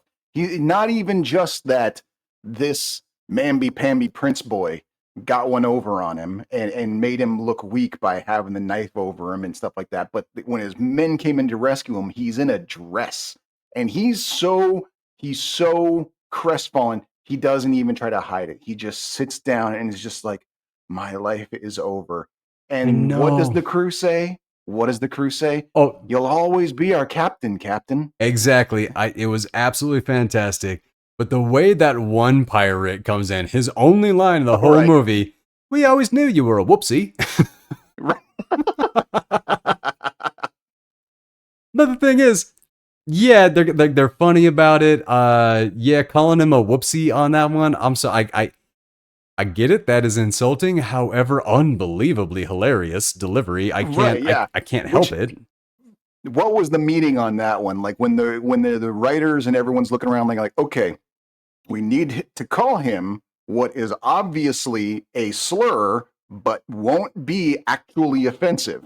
Like, see, what do we got? Let's hear some ideas, it wasn't until subtitles that I saw that he said whoopsie. I thought that he said boopsie. Oh. I thought it also would have worked. Yeah, I thought it was like maybe some kind of dancing term for like divas or something like that, or cabaret or something. I don't know. But it wasn't until I watched it with subtitles this time, I was like, oh, that's worse, but still funny. Oh, They walk and talk about what do stars do, and this is the one moment, and I'm glad that Matthew Vaughn included this in the movie, where we only hear the book accurate name Tristram being said. Because in the book, his name isn't Tristan, it's Tristram. And they changed it because they figured people wouldn't be able to say that. But while This is a really difficult name to say, yeah. it is a pretty tough one, yeah. But when they're talking, she's like, what do stars do? I don't know. Do they annoy boys named Tristram? Like, that was the only time that they actually included it. And I thought it was a really good, I thought that was just a really nice way to do a throw to the book. Even though the entire movie is a throw to the book, but still. I thought that was really, I like that. Trading a ride with Ditchwater Sal, who can't see the star, for that flower. And this is what I was talking about earlier. That flower that his mom gave his dad in exchange for a kiss plus, that was to offer against protection from witches and magic and all this. So Tristan was in a pretty good position this whole movie until now. Then he gets turned into a mouse, and which I love because we have seen before. We get another look at Mom. I'm forgetting Mom's name. Kate McGowan? Yeah, what her character's name is? Una, that's right. Yeah. So we've now seen from when Michelle Pfeiffer was visiting earlier, we saw that Una now is basically living as a bird. She's only allowed to be human when she's serving Ditchwater Sal. And then once she's done with her, she's back to being a bird. So as soon as Tristan pulls the flower out and shows it to Ditchwater Sal, and the bird starts going nuts, it's like, Mom knows. Mom already knows. Like she knows exactly what's happening, but she's bird. Which spare a thought for the mom being that close to her child, but not being able to do anything about it. Right? Yeah. Ooh, that's. But it just kind of goes to show that it's like 3 scenes later, she's finally turned back into a person again to do some chores, and she immediately jumps into action, not even blinking. Kinda. Yeah. Okay. But I see where you're coming from. It was a very nice confession of love from Danes and her talk over watching Love for Centuries. And just go watch this movie. Just go watch this movie. It's so many unbelievably charming moments. And the first mention that her heart belongs to him, setting up the end of this movie. And I like this. This was a very, very, very smart inclusion because it is expo dump. It is treating the audience like they're idiots, except they never actually explain the results. So Ditchwater Sal tells Tristan in mouse form, when you've been like this for too long, it's going to be jarring. You're going to have like all this. He comes out of it. He sees the woman he loves, but his brain is so jumbled that he accidentally says the name of the woman he loved last week. Right, yeah. Calls her Victoria, yeah. Yes, and the movie never, it does explain why he might say something like that, but it doesn't actually explain that that's what happened. And I love that. Again, trust your audience. I will love it every single time. That is a me thing, I have to admit. At the end, and he tells her he heard. Oh my God, her reaction is wonderful. Mm-hmm. Yeah. So spectacularly. I mean, look, I know she's done serious stuff since then. Dark 30 and stuff like that. Like, we know she is a quality serious actress. Zero Dark 30? Was that the one she was in, or am I thinking of something else? With the Navy SEALs? She was in, like, I think so, yeah. Yeah, that's Zero Dark 30. It was a TV. What did I say? Oh, Dark 30. And I was wondering if there was like something else that I didn't know about. Sorry. That's why I was just making sure it was the Navy SEALs one.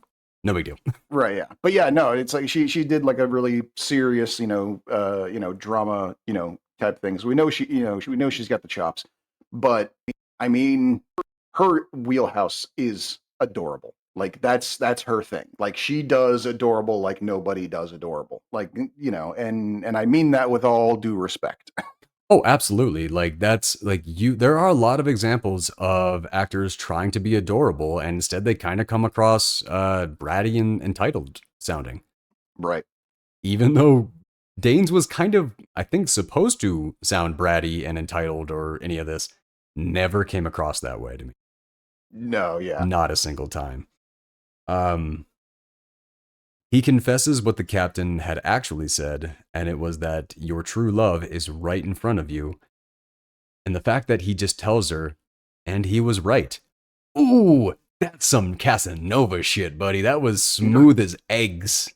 Dude, Ooh. he learned a lot on that pirate ship. He learned to sword fight, he learned to dance, he learned to work it.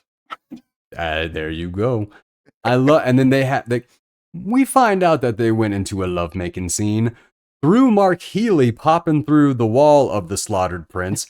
Fantastic to have 6 slaughtered princes hanging out on the balcony of the slaughtered prince. And he pops and says, hey guys, you gotta come check this out. And they're like, Herv. Right. Fantastic. Dynamite. Every minute of this, there was a there was too much to talk about in this. I loved this movie. Yeah. Waking up, cutting a piece of the star, and leaving a message with the sleepy innkeeper, and he's off. For folks who haven't seen it, be a little bit more specific. He Fine. cuts off a He lock cuts of her off a hair, lock not like of a her pinky hair. finger or something. It's still a piece of the star. But then, yeah. So, okay, yes. He cuts a piece of her hair. He doesn't take her foot or anything. Yeah. But then Danes wakes up, all shiny and whatnot, walking around the inn at wall, shining, which they're supposed to keep this a secret, but this is not a secret at any point in this movie. No, she's literally glowing. Everywhere she goes, there's just like this, it's. And the innkeeper, but the innkeeper apparently doesn't notice. He's just like, hey. Yeah, I don't know. Morning sunshine, I guess. I don't know. Right. I'm an innkeep, man. I see all kinds of shit. Glowing people. This is a magical kingdom. I don't know what you drank last night. The innkeeper gives a warped version of the message and is almost exactly perfect. It's just if you don't think about it, or if you think like that is, the way he gave the message was kind of perfect for a misunderstanding, and I loved it. Right. Well, because most of it didn't even come off in the wording. He may have worded it exactly the way Tristan did. For him, it was his tone of voice. Because he's this put upon a-hole innkeeper, he puts it in a tone of voice that makes it sound more like a fuck you than it meant to be. Very, very good decision. But this is what you were talking about. So Yvain is walking through the market, just all sad, not listening to anything. And Una, Tristan's mom, is like screaming at her to get her attention because Ditchwater Sal, they set up the cart, they set up the market, and Ditchwater Sal went to go take a nap. And Yvain just keeps going, so what does mom do? Slams the door shut on Ditchwater Sal and then steals the cart and hijacks the cart to go save the day. Outstanding. Yeah. I loved that. I had fantastic time with that. Tristan showing up. No longer throwing pebbles at the window, but knocking on the front door like he respects himself. And then insulting Victoria so perfectly. And dropping her on the ground. And then Superman shows up and just drops the lugs like, apparently you have a death wish. I loved it. Loved it. Because Superman shows up to fight. Daredevil pulls out a big sword and Superman's just, right. Just perfect. And I love, like, yes, because Tristan's like, Humphrey, it's fine. It's fine. We don't need to do this. You win. Like, ooh, way to just be absolutely humiliated and then crushed by an actual man. Yeah. That was, and then that's where we get the big important reveal when Victoria opens the handkerchief that's supposed to have the lock of hair in it, and it's just a bunch of sparkly dust. And she's like, what am I supposed to do with this dust? And that's when Tristan has his oh shit moment and turns and sprints back to the wall. Yep, because magic does not exist in our world, and if Yvain were to cross the wall, she would die. So he sprints back to that wall. And the anticipation in the editing misleads the timing very much. Like, you think that it might actually be close or something like that. And I guess it is kind of close. But Right. still, I mean, the guard is like 100 feet away from the wall because he's already walking away after everything has gone down. But the editing, that did pull the trick on me. And I got to give it that. This is where everything kind of meets. Ditchwater comes out of the cart and sees her. Right. My mom shows up at the hole in the wall just in time to stop to save the star, to stop her from crossing. Yeah, and goes like, "You can't do it," and they're about to get into it, but she's like getting ready to say like, "I'm Tristan's mom," like she's ready to do it, but then Ditchwater Sal busts out of the cart and is ready to kick some ass because she's just been taken for a ride, so. But then Pfieffer shows up, and then the exact same thing that Ditchwater Sal said to her earlier in the film, heads or tails, and then she just takes Ditchwater Sal's head off, which, nice. Right. With the added bit of comedy that Ditchwater Sal's body is running around headless for a couple seconds before it finally goes away. Well, you need the comedy. You need it. You need it for like this type of movie. It was perfect. Tristan shows up and the guard quits. Strong is shortly behind, and everybody is on their way to the witch's cathedral. And I love the guard's whole bit too, where he's like, "I've been guarding this wall for 80 years to keep dorks like you out. No one told me about the crazy shit that's coming from the other side." That was good. Fantastic intro between uncle and nephew. Yep. That was great. I like they charge in and the family is fully back together again. And Septimus just goes and tackles Una without even thinking about it. It's like, there's a person! And just goes right after her. Realizes, sister? And then all the dead goes, sister! You are so right, man. You are so right. The ghost, like, if nothing else in this movie was good, the ghost would have made this movie. Yeah. Kind of amazing how powerful they were there. But then when Tristan almost attacks his mom, and then she has that, "I'm your mother," and like all of that, it was tugging at the heartstrings. It very much was, I'm not going to lie, until she went, "Go be the man I know you are." It's like, you don't know nothing. You think. Well, you have hopes. Yeah, there's hopes, and that and maybe there's also her dad. She's probably she's known him for a few hours as a mouse. That's it. She don't know nothing about it. Strong taking out that first witch by just chucking that huge sword at her. That was a heavier moment, but with her laughing it off, that's what tied it in to where the kids and the adults can watch this one. And that's the thing. It's like this handled, like you said, there's the blue blood, there was the comedy of the headless witch running around. For a movie with such a high body count, it's surprisingly kid friendly. Yeah. Right? I think just, oh my God. But yes, and of course the dead brothers applaud again. The voodoo doll drowning death. Wow. Incredibly well done. Yep. The way he looked drowning, all of it, everything was so good. Fun fact about this scene, the knife that she's sharpening to cut open Yvain and take the star's heart, Matthew Vaughn had that glass knife made to go up against Magneto in the X-Men films, but they never actually found a reason to use it, so he wound up using it in this instead, and holy crap, it worked perfect. Nice. It matched the tone so well, but it did make me wonder what character was supposed to use that glass knife against Magneto in X-Men. But Matthew Vaughn had that made for the X-Men, like for whichever X-Men movies he was on. And dude, I'm so happy that he was able to keep that prop and put it in another movie. I don't even know if I would think about stuff like that. That is incredible. Like, love it. God damn, I love it. Now here is potentially my one and only plot hole of this otherwise perfect film. Okay. In my eyes, perfect film. When Tristan shows up and Yvain starts shining super brightly, why didn't they just kill her that very second? Good question.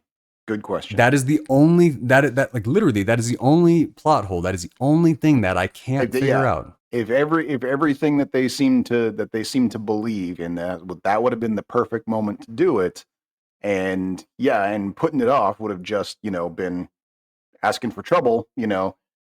That's it. Yeah, I think we're just basically gonna have to. Yeah, I don't think that there is an explanation for that other than because then the movie would have been over. So small plot hole, I guess, is what it is. Yeah. So the second witch goes down with the animals getting their revenge. Yep. That's a kid moment. That was good. That's a kid moment for sure. Protected by the flower, so she gets creative. And when she pulls that like telepathy or telekinesis or whatever, to get that large vase to come forward and hit Tristan, Charlie Cox, real world, the actor, got knocked out by that stunt. So when he goes down and hits the ground, not a stunt. He is like that is why that worked so well and looked so good, because he actually got his ass knocked out by that vase. Wow, nice. Okay, well, I liked it. We all suffer for our art, Very true. And I've mentioned this before. The division between the world of making movies and workplace safety. It is a very terse divide. But to say it hurts me to say it's necessary. As many hours as I want to spend talking about this, I only have one note for it. Tristan versus Dead Strong was such a cool scene with the way that it was choreographed and how it was pulled off. Oh my God. Not just how the stuntman that was playing Septimus, not just how well he was like bending over to do all these. That was a good sword fight if he was standing up correctly. There was speed, there was precision, everything about that was absolutely incredible, and the dude was doubled over from the hip backwards. That is like that might be my favorite sword fight scene. Set aside from the technical sword fighting skills, just having it be like entertainment value and just like me just staring at the sword fight wondering, how are they doing this? Like, this scene got me all the way in. The process of elimination with the ropes. Because that's how that would go for me. It doesn't matter, like, whatever hero you are, you're never going to cut the right rope the first time. I mean, I highly doubt it would ever go that way. But eventually it gets it right, and then he tackles Michelle Pfeiffer.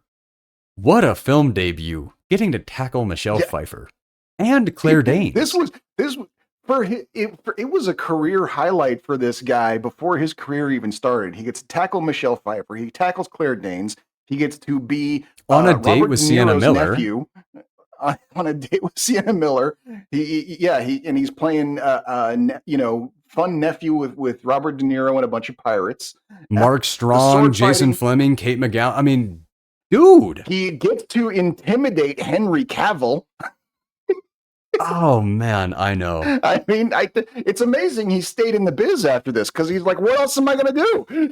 You got to be Daredevil. Be Daredevil. That was the only place he could go after that. Is perfect. Outstanding. Pfeiffer, which with the knife fighting skills, just nice. Mm-hmm. Like, that fight was great, and it looked like that was Michelle Pfeiffer doing it. Yeah, like the way they edited it, that looked like Michelle Pfeiffer. But she was also in witch makeup, so that probably was very easy to do the same makeup for a stunt double and make it that confusing. Don't care. They pulled it off. But also, for someone as seasoned as Michelle Pfeiffer, I would not at all put it past her to do 6 months of training. I would agree. Before filming. That's absolutely her style. I would absolutely agree. I can complete that. Like, oh my God, yeah. But then she toys with them by like tricking them into thinking that she's going to let them go, which was weird because she had them.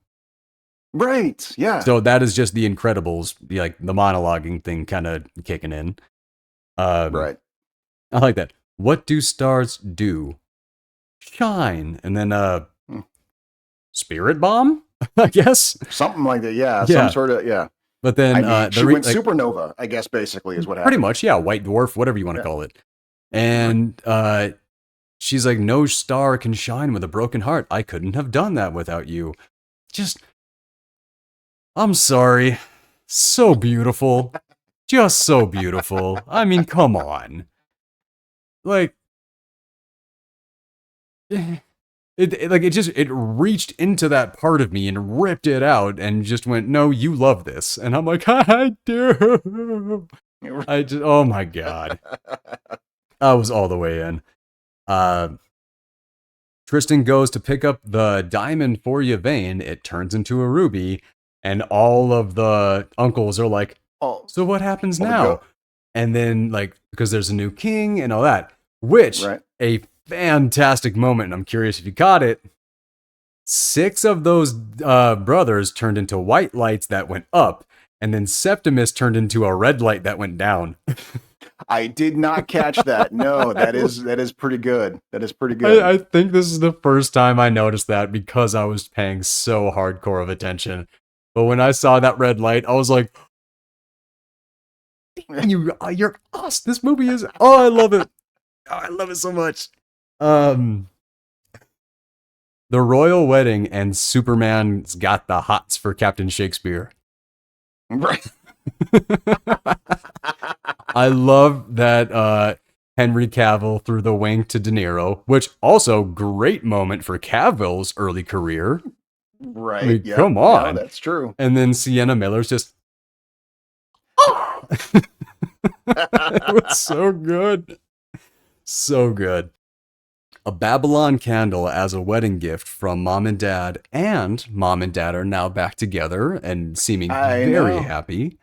I loved that. I mean, you could not, I mean, they're like, we talk like fairy tales having the happily ever after type thing. Like, this is happily ever after times 6 is what happens right here. But nothing doesn't make sense. And that is just, God, what a movie. Mm-hmm. Last 2 notes. They ruled for 80 years, and after their grandchildren were grown, they left for the sky because, as Yvain alluded earlier, he has her heart. Her heart belongs to him because they're in love. Mm-hmm. So Tristan is never going to age. He's going to live forever.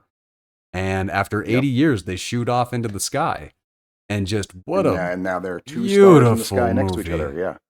What a beautiful movie. Now this is people may talk shit about like overly saccharine, sappy, happy ending type thing, but I mean, when if it's you done pull it well, off, it's there you go. When you can't deny that like this is a movie that makes you feel good in every way, and that's what it's there for, while being, it's got good life advice in it and all that sort of stuff. I mean, yeah, you'd be very, very, very hard pressed to find anything wrong with this movie. You can't, no reason not to show it to your kids, no reason not to watch it on a date, no reason to just have it playing on the background for the rest of your life while you're working, because fucking A, there's who no use that kind of positivity in their scenario life that this film would not be appropriate.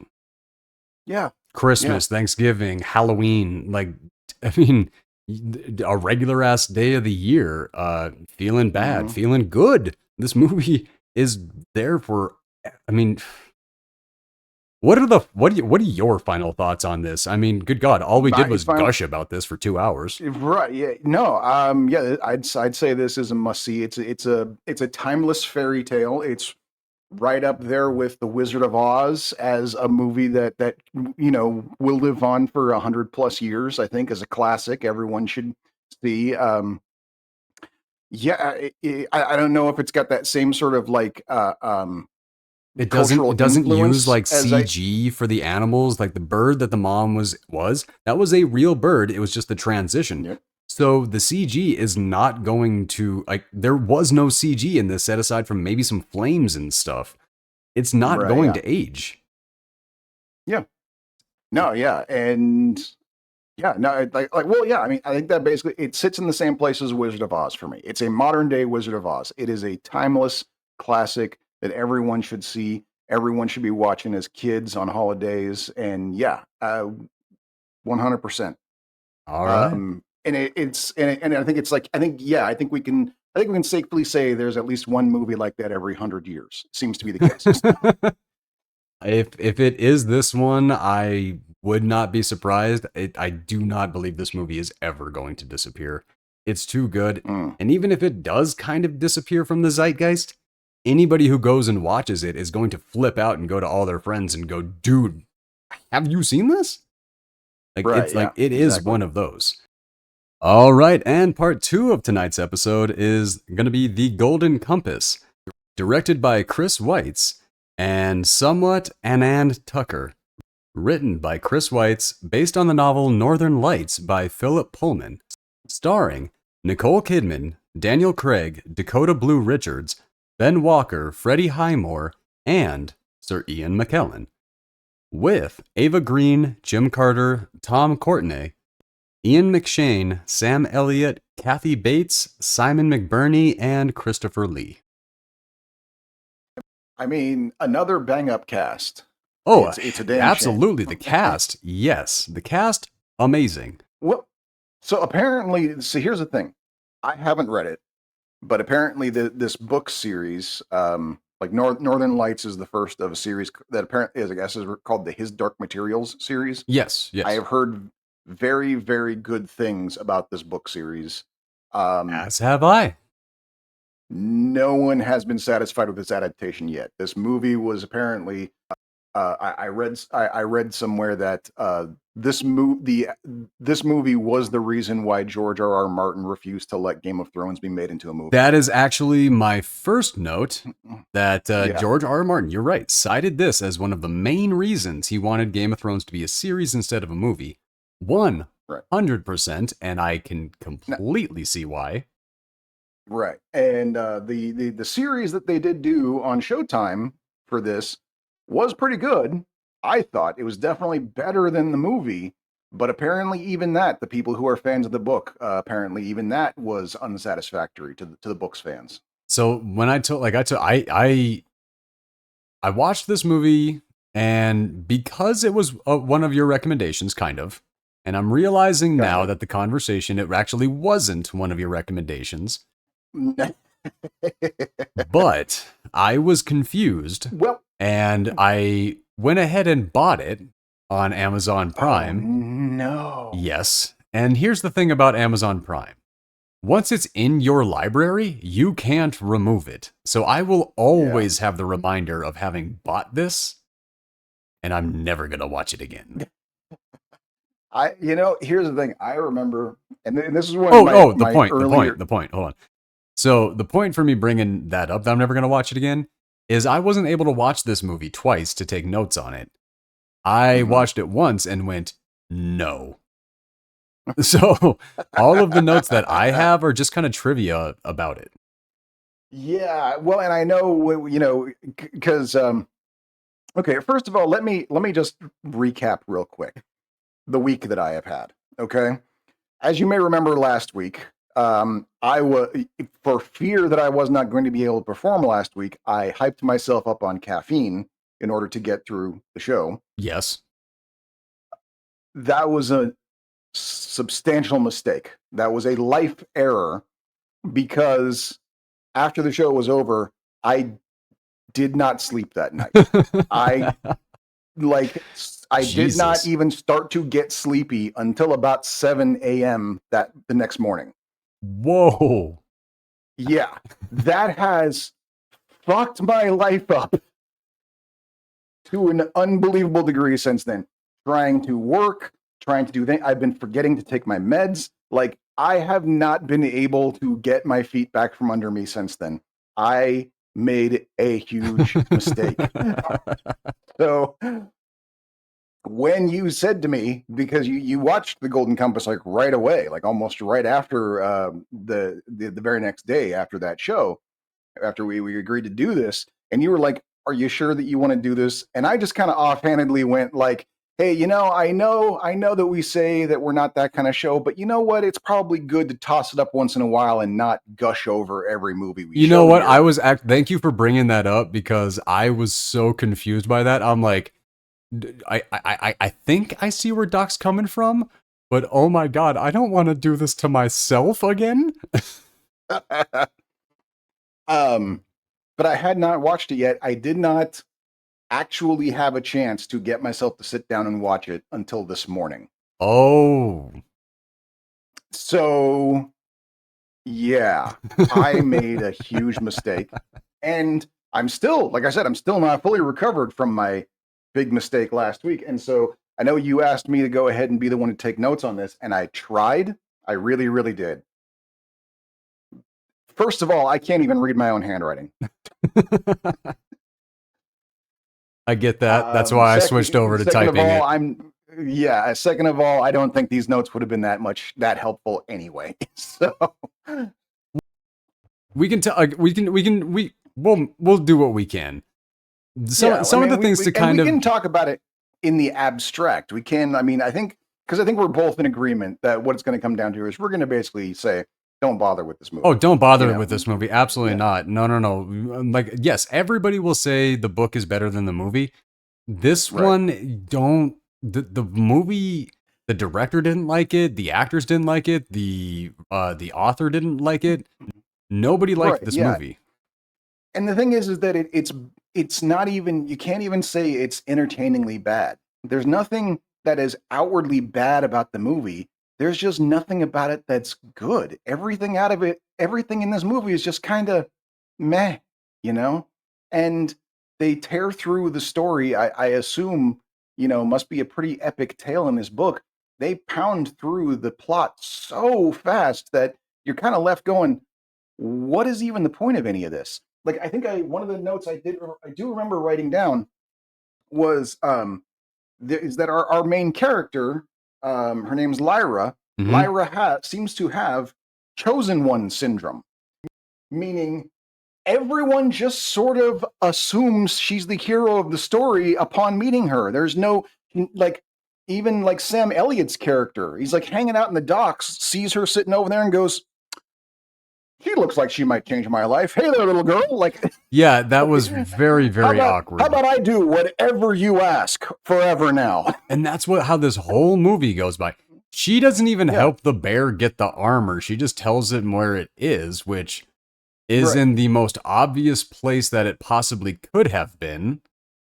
Like, this movie was so dumb. Like, it seemed like a Harry Potter ripoff. Which I think probably was what they had in mind. I'm like 90% sure, because this movie came out like right in the middle of the Harry Potter franchise fame. Like, maybe I want to say like Harry Potter 4 maybe had just come out, maybe 5. Whatever, 2007. Right, yeah. And so I think this is probably another studio's hope that they're going to get in on the young adult magic book series franchise. And they went for all the young adult movie book tropes and everything, and none of them worked. Yeah. None of them worked. Director Chris Weitz has spoken on his annoyance from studio interference and how his original film was trashed due to requirements of runtime, casting, and toning down religious subtext. See, okay, now here's the thing. That's the point. From what I've heard, again, I've got friends that are huge fans of this thing. Oh yeah, from what I was. The entire point of this book is the fact that religion is a problem in this world. Like, this takes the, not so much now, but definitely in like the Dark Ages type thing of the church versus scientific advancement, and blows it up 1,000-fold. That is the entire point of the story. So to say we need to tone down the religious subtext, it's like, where the fuck are you even making the movie then? Chuck Norris condemned this movie as anti-Christian. Well, okay, so Chuck Norris was right this one time. Okay, well, see, here's the thing. The studios jumped in to tone down the religious subtext, and the Christian community still boycotted this film anyway. Don't do that! Like they're going to lose their minds anyway. Don't try to appease them. make your art. Yeah. Just make it. You're not gonna make everybody happy. That's not freaking impossible unless you're making Stardust. But you're not going to make anybody, like everybody. You can't make everyone happy except Stardust. That one will make everyone in the world happy. I need to find a person who doesn't like Stardust. I need to find that person because I need to know why. And dissect their brain. I cannot understand how you can rationalize not loving that movie. Okay, so Dakota Blue Richards, she won this role in a 10,000 actor open casting call. And because they really, really thought she was going to be the next Hermione Granger. They were so sure of it. They really, and I'm sorry. I don't even know if she became a better actor. I did not think she gave a good performance in this. And I know it's kind of rude, it's mean to slam child actors and stuff like that. They're child actors, I get it. But we have many examples of child actors absolutely crushing it. And I mean, Emma Watson, for example. The amazing young woman who crushed it in The Borrowers and then just retired from acting. Right, yeah. No, open casting calls can work. This time I just don't think it did. If you love this little girl's performance, that is I guess this is subjective. This is not a factual. I am not an acting coach or critic or anything like that. This is it comes down with the rest of her performance, and honestly, so was everyone's performance. Even Daniel Craig was just kind of so what in this whole movie. Daniel Craig was in this movie so little. If he wasn't Daniel Craig, I would have forgot that character was in the movie. No, that's a good point. Yeah. No, yeah. That's the only reason I remembered half of these characters is because they were played by really famous people. Yeah. But all the performances and all the characters were all very kind of so what. So I don't think it was I don't think it was for me to say an Ian McKellen performance did not land on me. That is weird. Yeah, that is not something that I ever thought I would say. That was especially that character. That was a character that should have been an absolute meal for someone like Ian McShane, but McKellen. Sorry. But Ian McShane is also in this, but he had top billing for the film, and he only had one line in the entire movie. Right, yeah. Wait a second. Isn't Ian McShane the Bear King? That was one of the trivia things that I came across, was the fact that he said that he only had one line. So maybe that trivia was just wrong, but I think you're right. He was the other Bear King, I thought. Yeah. That's what I thought. That's who I recognized as his voice. Then was it Christopher Lee that only had one line? Maybe it was Christopher Lee that only had one line. Okay, yeah. I may be getting that one mixed up because I didn't write that down. Pierce Brosnan even does a ho-hum job in this for a character that he should have been making meal of. Pierce Brosnan was in this? Wasn't that Pierce Brosnan as the old man? The father, what's his name? Father. Maybe I was mistaking him for somebody else. Pierce Brosnan? Are you thinking of the right actor? Maybe. It's been a long week, man. You did say that. You might have to cut this bit. You might have to cut this bit out, depending on how embarrassing I'm getting this. This ends up being. I actually had some weird crossovers this week because I watched Gladiator this week too. So one of the church members was the guy who played Gracchus in Gladiator. Oh, I was wrong. It was Tom Courtenay. And for some reason, through the whole movie, I thought he was Pierce Brosnan. Because he looks like a really old Pierce Brosnan. I thought it was Pierce Brosnan playing an old man. Okay, I'm not going to watch this movie again to find out who you're talking about. Just send me a picture of the character. Just God no. No, it was the guy who when the witch shows up, which by the way, when the witch my God, Ava Green. Wow. Ava Green. Yeah. Ava Green shows up literally out of nowhere and asks the little girl, "Are you the little girl of prophecy?" Which, hello, how are you? Nice to meet you. And then says, I prove to me that you can use the compass. Tell me which one of the men on this ship used to be my lover. Lady, we just met. Also, this is a child. Maybe you Yeah. don't want her looking at that. Right. But also, But Ava the Green. answer to the question was this guy. It was. Okay. Then now I know who you're talking about. But also, speaking on Ava Green's character, her character in this film story is so weird. The studio wanted reshoots. But Ava Green is deathly afraid of heights, so getting up on the wires and doing all that the first time was something that she really had to push through. So when it came time for reshoots, Ava Green just flat out said no. Right, yeah. So the reason why her character is so little in this film is because they couldn't get her back up on those wires when they were demanding the reshoots. So, good God, this movie was right. I mean, okay.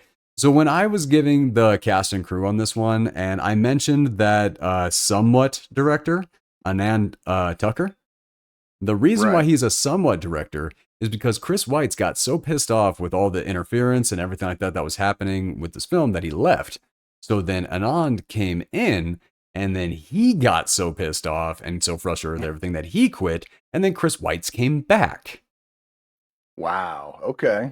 Like, this movie was a disaster all the way through and through. Behind the scenes and everything.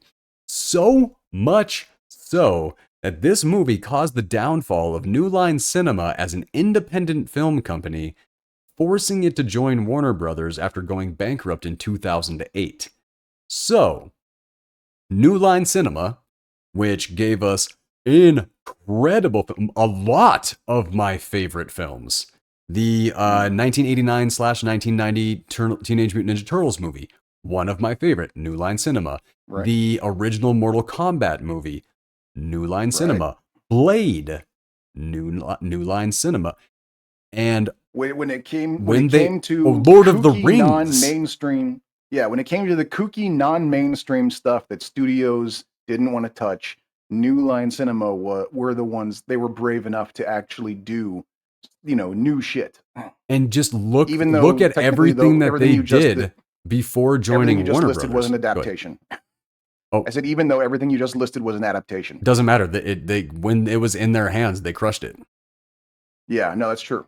Like, it just doesn't matter. This was an adaptation. How well did they do? No, you got a point there. Okay. And my final note, because like I said, I barely took anything. Like, I wasn't going to watch it again. I wasn't going to do the scene-by-scene breakdown. I'm so sorry, guys. I just could not bring myself to do this because multiple reasons. One, I hated it, but it was also so bad that I just couldn't imagine that any of you enjoyed it. So I didn't see the point. And even if you are someone who is curious about the book series and want to get like an easy taste of it, go watch the Showtime series. Much better TV series out there. Yeah, there's a much better TV series out there that they only did 2 seasons before it got canceled, but it covers, I think, the first book and a half, and that's good. And I enjoyed it. So well, that does say something. But this movie winning an Oscar for Best Visual Effects when it came out the same year as the first Transformers movie and Pirates of the Caribbean? Are you Pirates of the Caribbean 2, the one with Davy Jones. What? This won the Oscar. Davy Jones. Over Bill Nye as Davy Jones. That does not make sense in any capacity. Even Transformers was wildly, obviously better than this. Somebody got blackmailed. Somebody. This was, oh my God. Because to this day, Davy Jones is some of the, like, in my mind, like the Pirates of the Caribbean, Davy Jones is insanely amazing. Yeah, it's crazy. Like, I haven't seen, it's been what? Almost 20 years, and I still haven't seen anything that compares to it with all the new technology we've got. This is an Oscar-winning movie That tanked the studio that and nearly destroyed a studio. nearly killed a franchise. But I do kind of understand why you may have accidentally upon wanting to watch this while you were in China.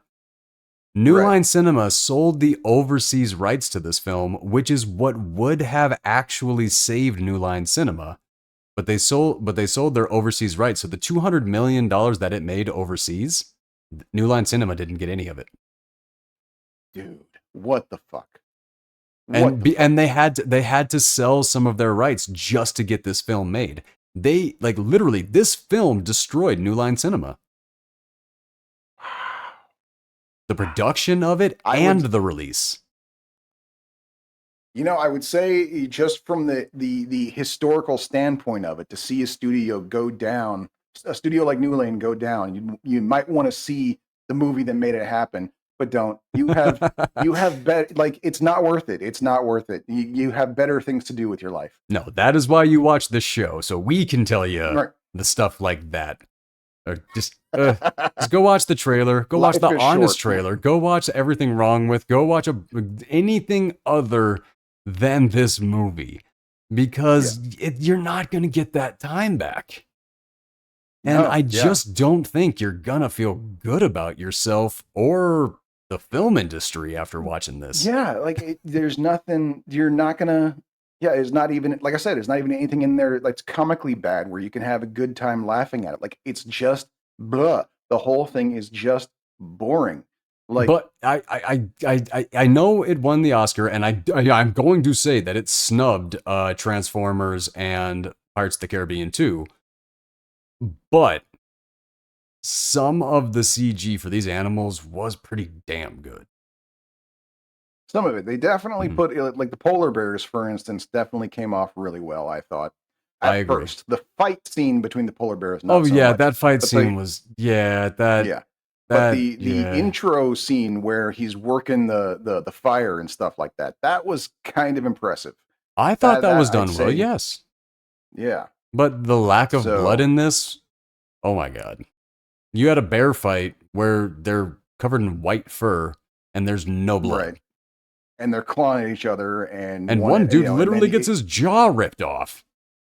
right, Still no yeah, blood. because it's supposed to be a kids movie, even though again, see, this is another example. Like we said, Stardust, high body count, kid appropriate. This one also high body count, trying badly to be kid appropriate. Yes. And trying badly. Like I said, like that whole scene about Ava Green asking like a 9-year-old girl, "Tell me who I used to hook up with, little girl." That's weird.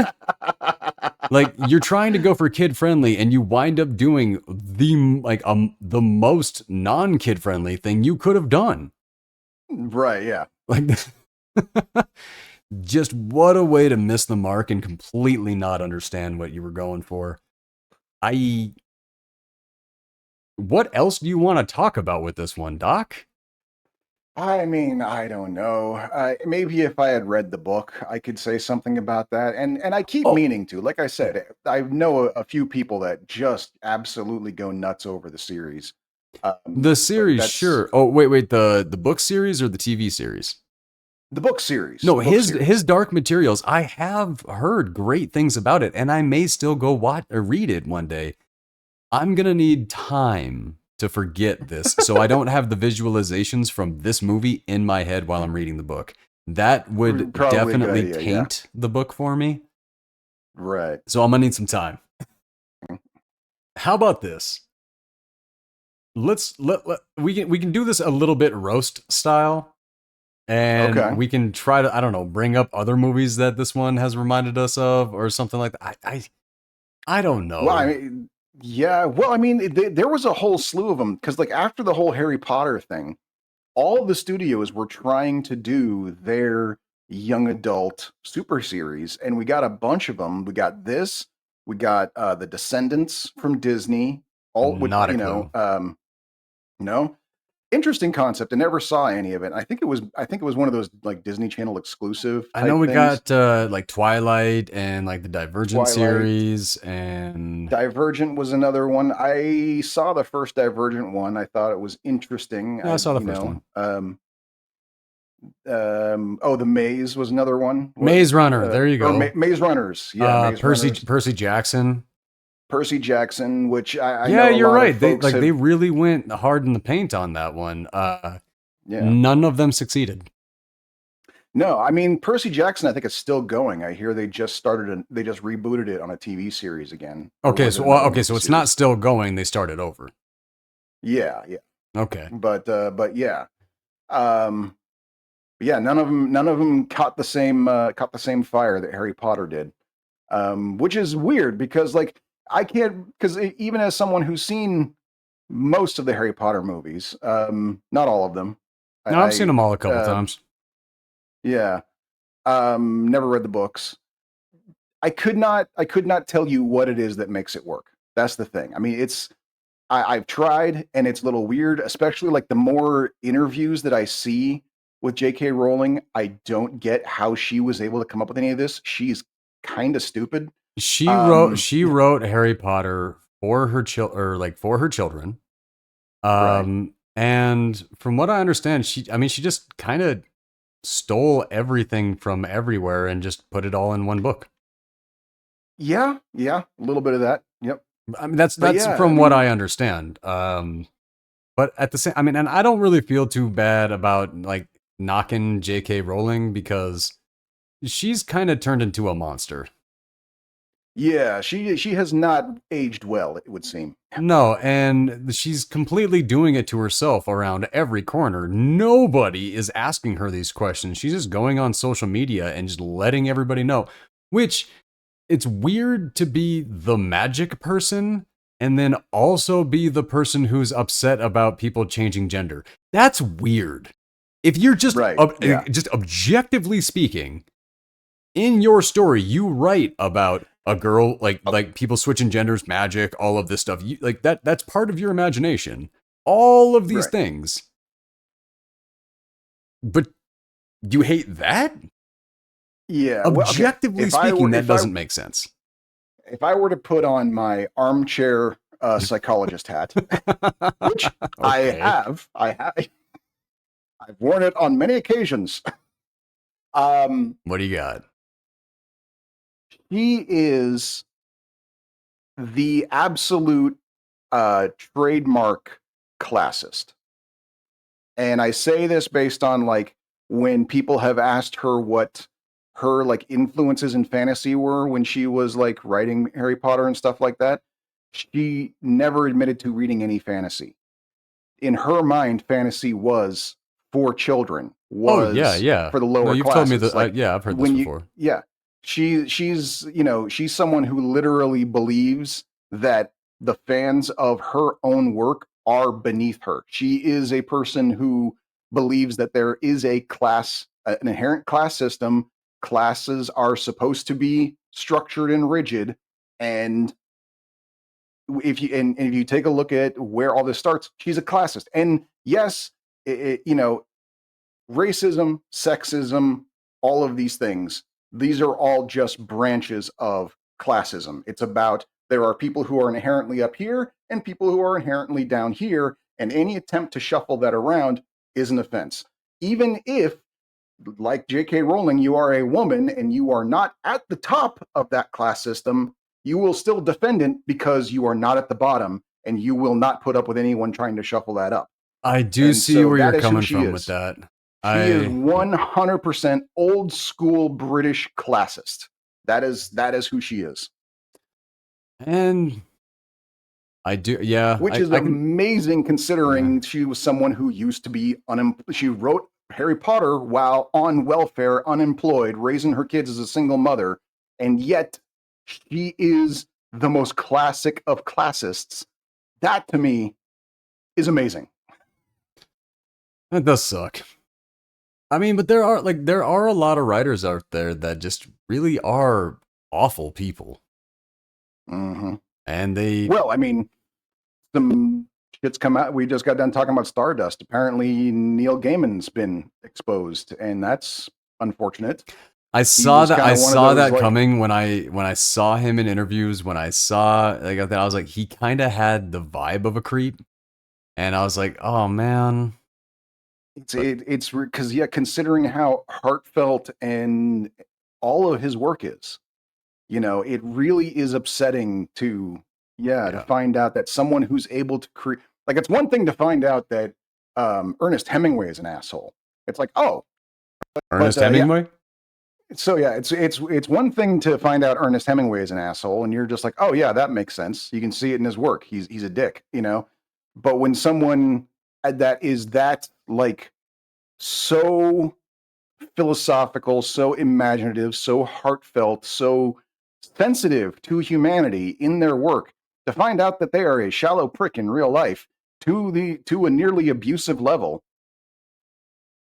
What are the things that you're referencing? But because I don't know any of this, I just like I said, just in interviews, he just kind of it seemed like a guy I didn't want to spend time with. I don't know exactly what's going on. It's one of those things that as the news of it starts to pop up, I'm like, I cannot take another one of these. I'm going to look away. Especially if it was somebody like Neil Gaiman that you kind of look up to. I can understand that. But apparently I was about to say, was he at Diddy parties or Epstein Island? Like, what's going on?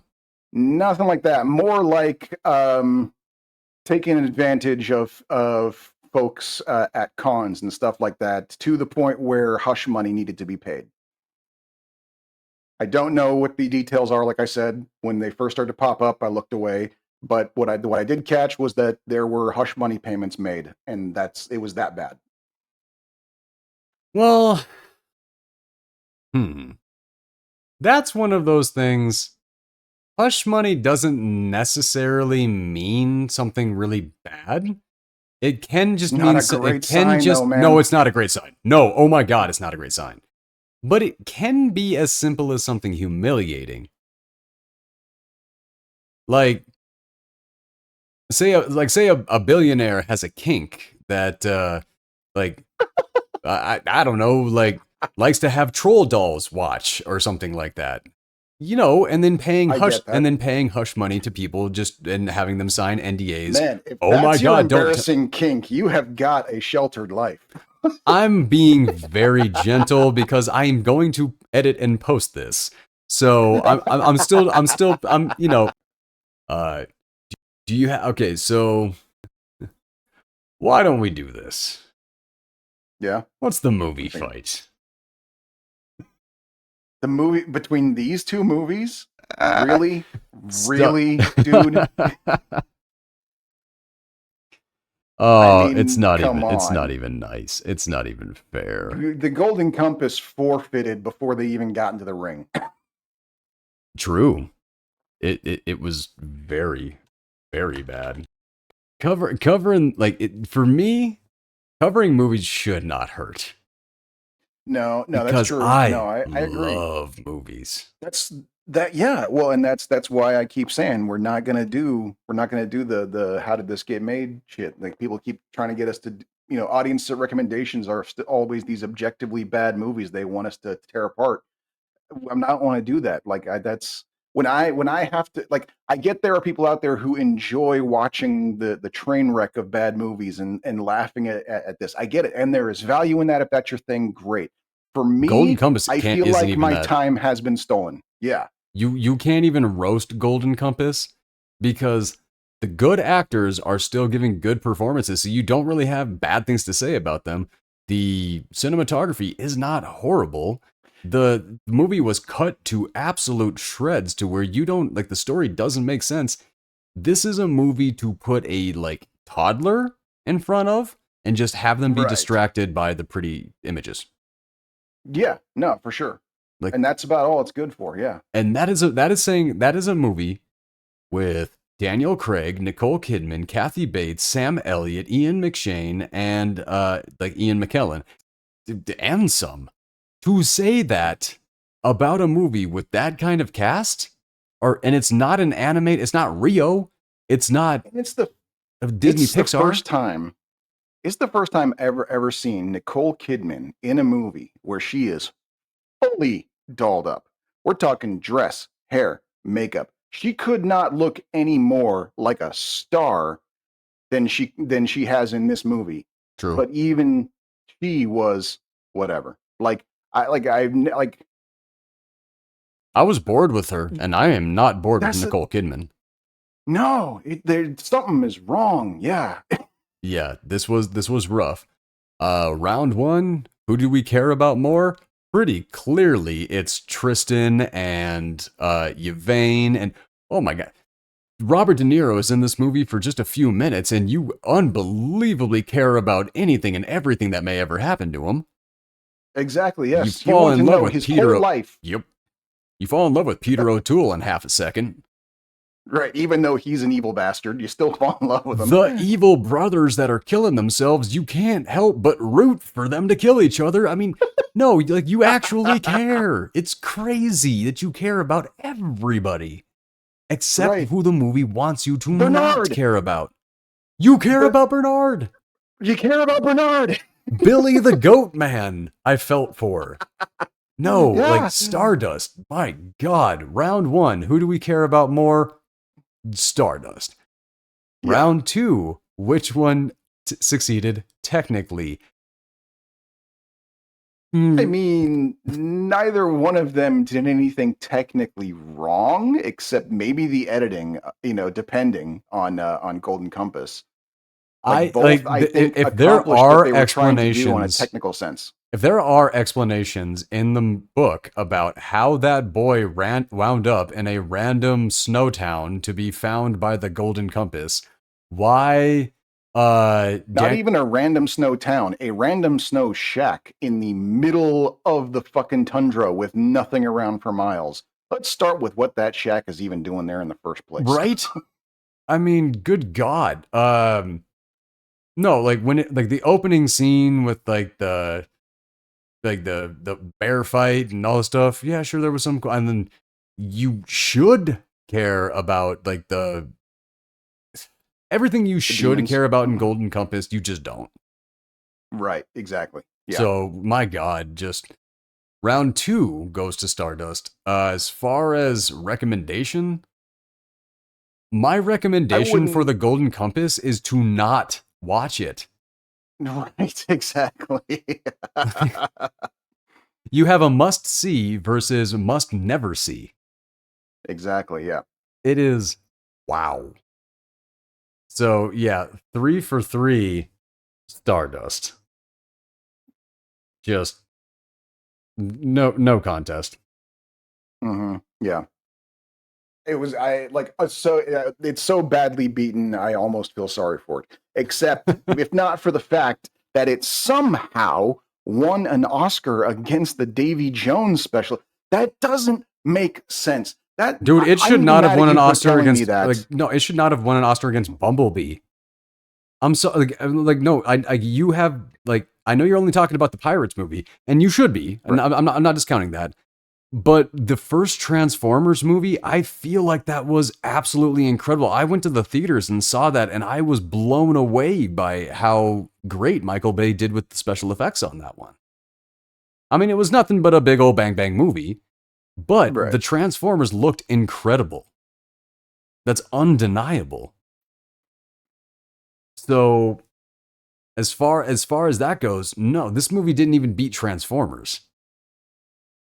It's kind of weird, yes. But someone definitely. Oh my God, yeah. Davy Jones and his crew. Right.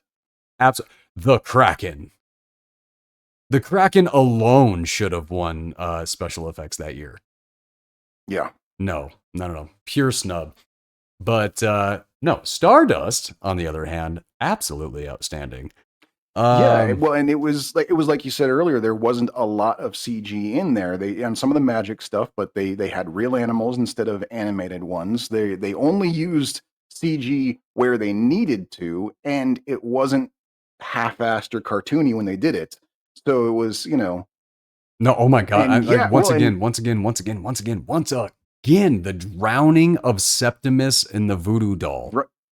and then his sword fight afterwards. Like, yeah, like there was like, I mean, come on. Oh no, I'm I just mean, talking how like the visual effects. The sword fight was right? Yeah, incredible. The choreography, absolutely, that is quite possibly my favorite sword fight to ever watch. Like, that is amazing. but it's like, how did they do that? Like you said, like what, like they must have had the guy on wires while he was fighting Yes, to be able to stand absolutely. like that.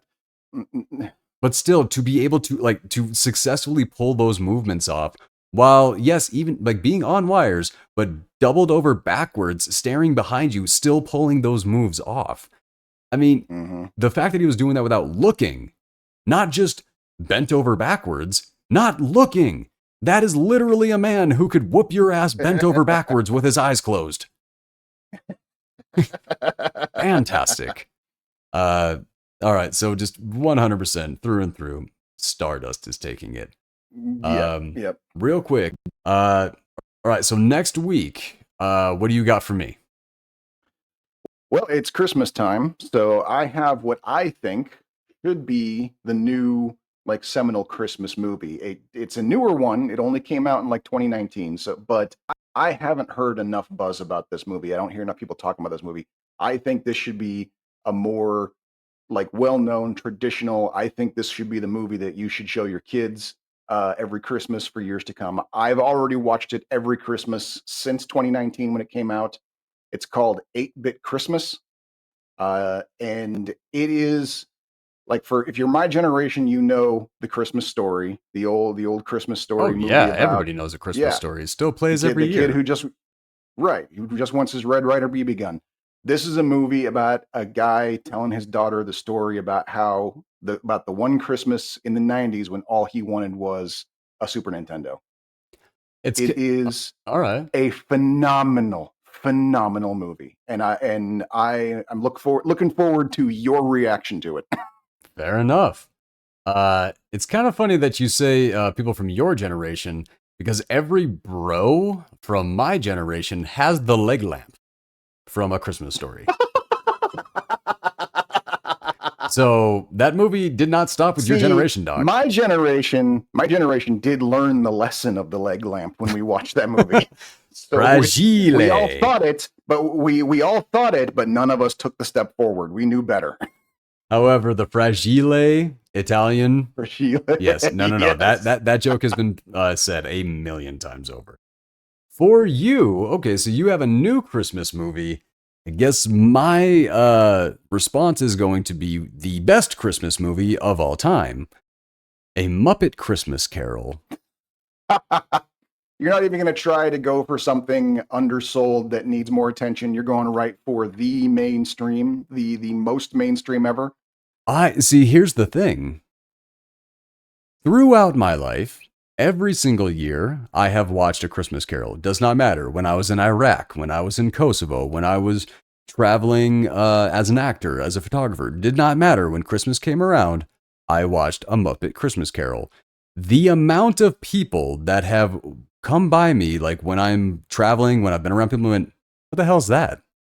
They've never seen it. A Muppet Christmas Carol is not as popular as you may think it is. Should be. It does not make sense. My mind is blown. It does not make sense why it isn't.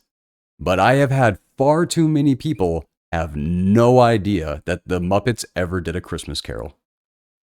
And it is well, then I guess this counts as doing a service. The best version of A Christmas Carol. I mean, Dickens would be proud. Excuse me, Gonzo. For sure. Yep. Just wait till Well, we then cover it. I guess it's going to be a battle of the traditions, new and old. We're going to see who comes out on top.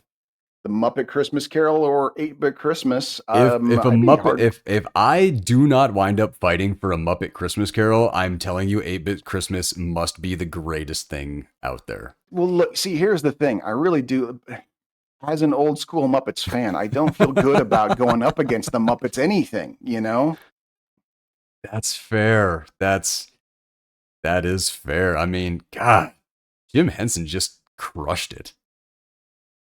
I mean, he did ruin the Ninja Turtles for me, but he also did just crush everything else. I mean, I don't know how. I mean, I'm trying to remember. Secret of the Ooze was absolutely terrible, man. No, yeah, but wasn't Henson already dead by then? Yeah, which is why they were forced to honor his wishes.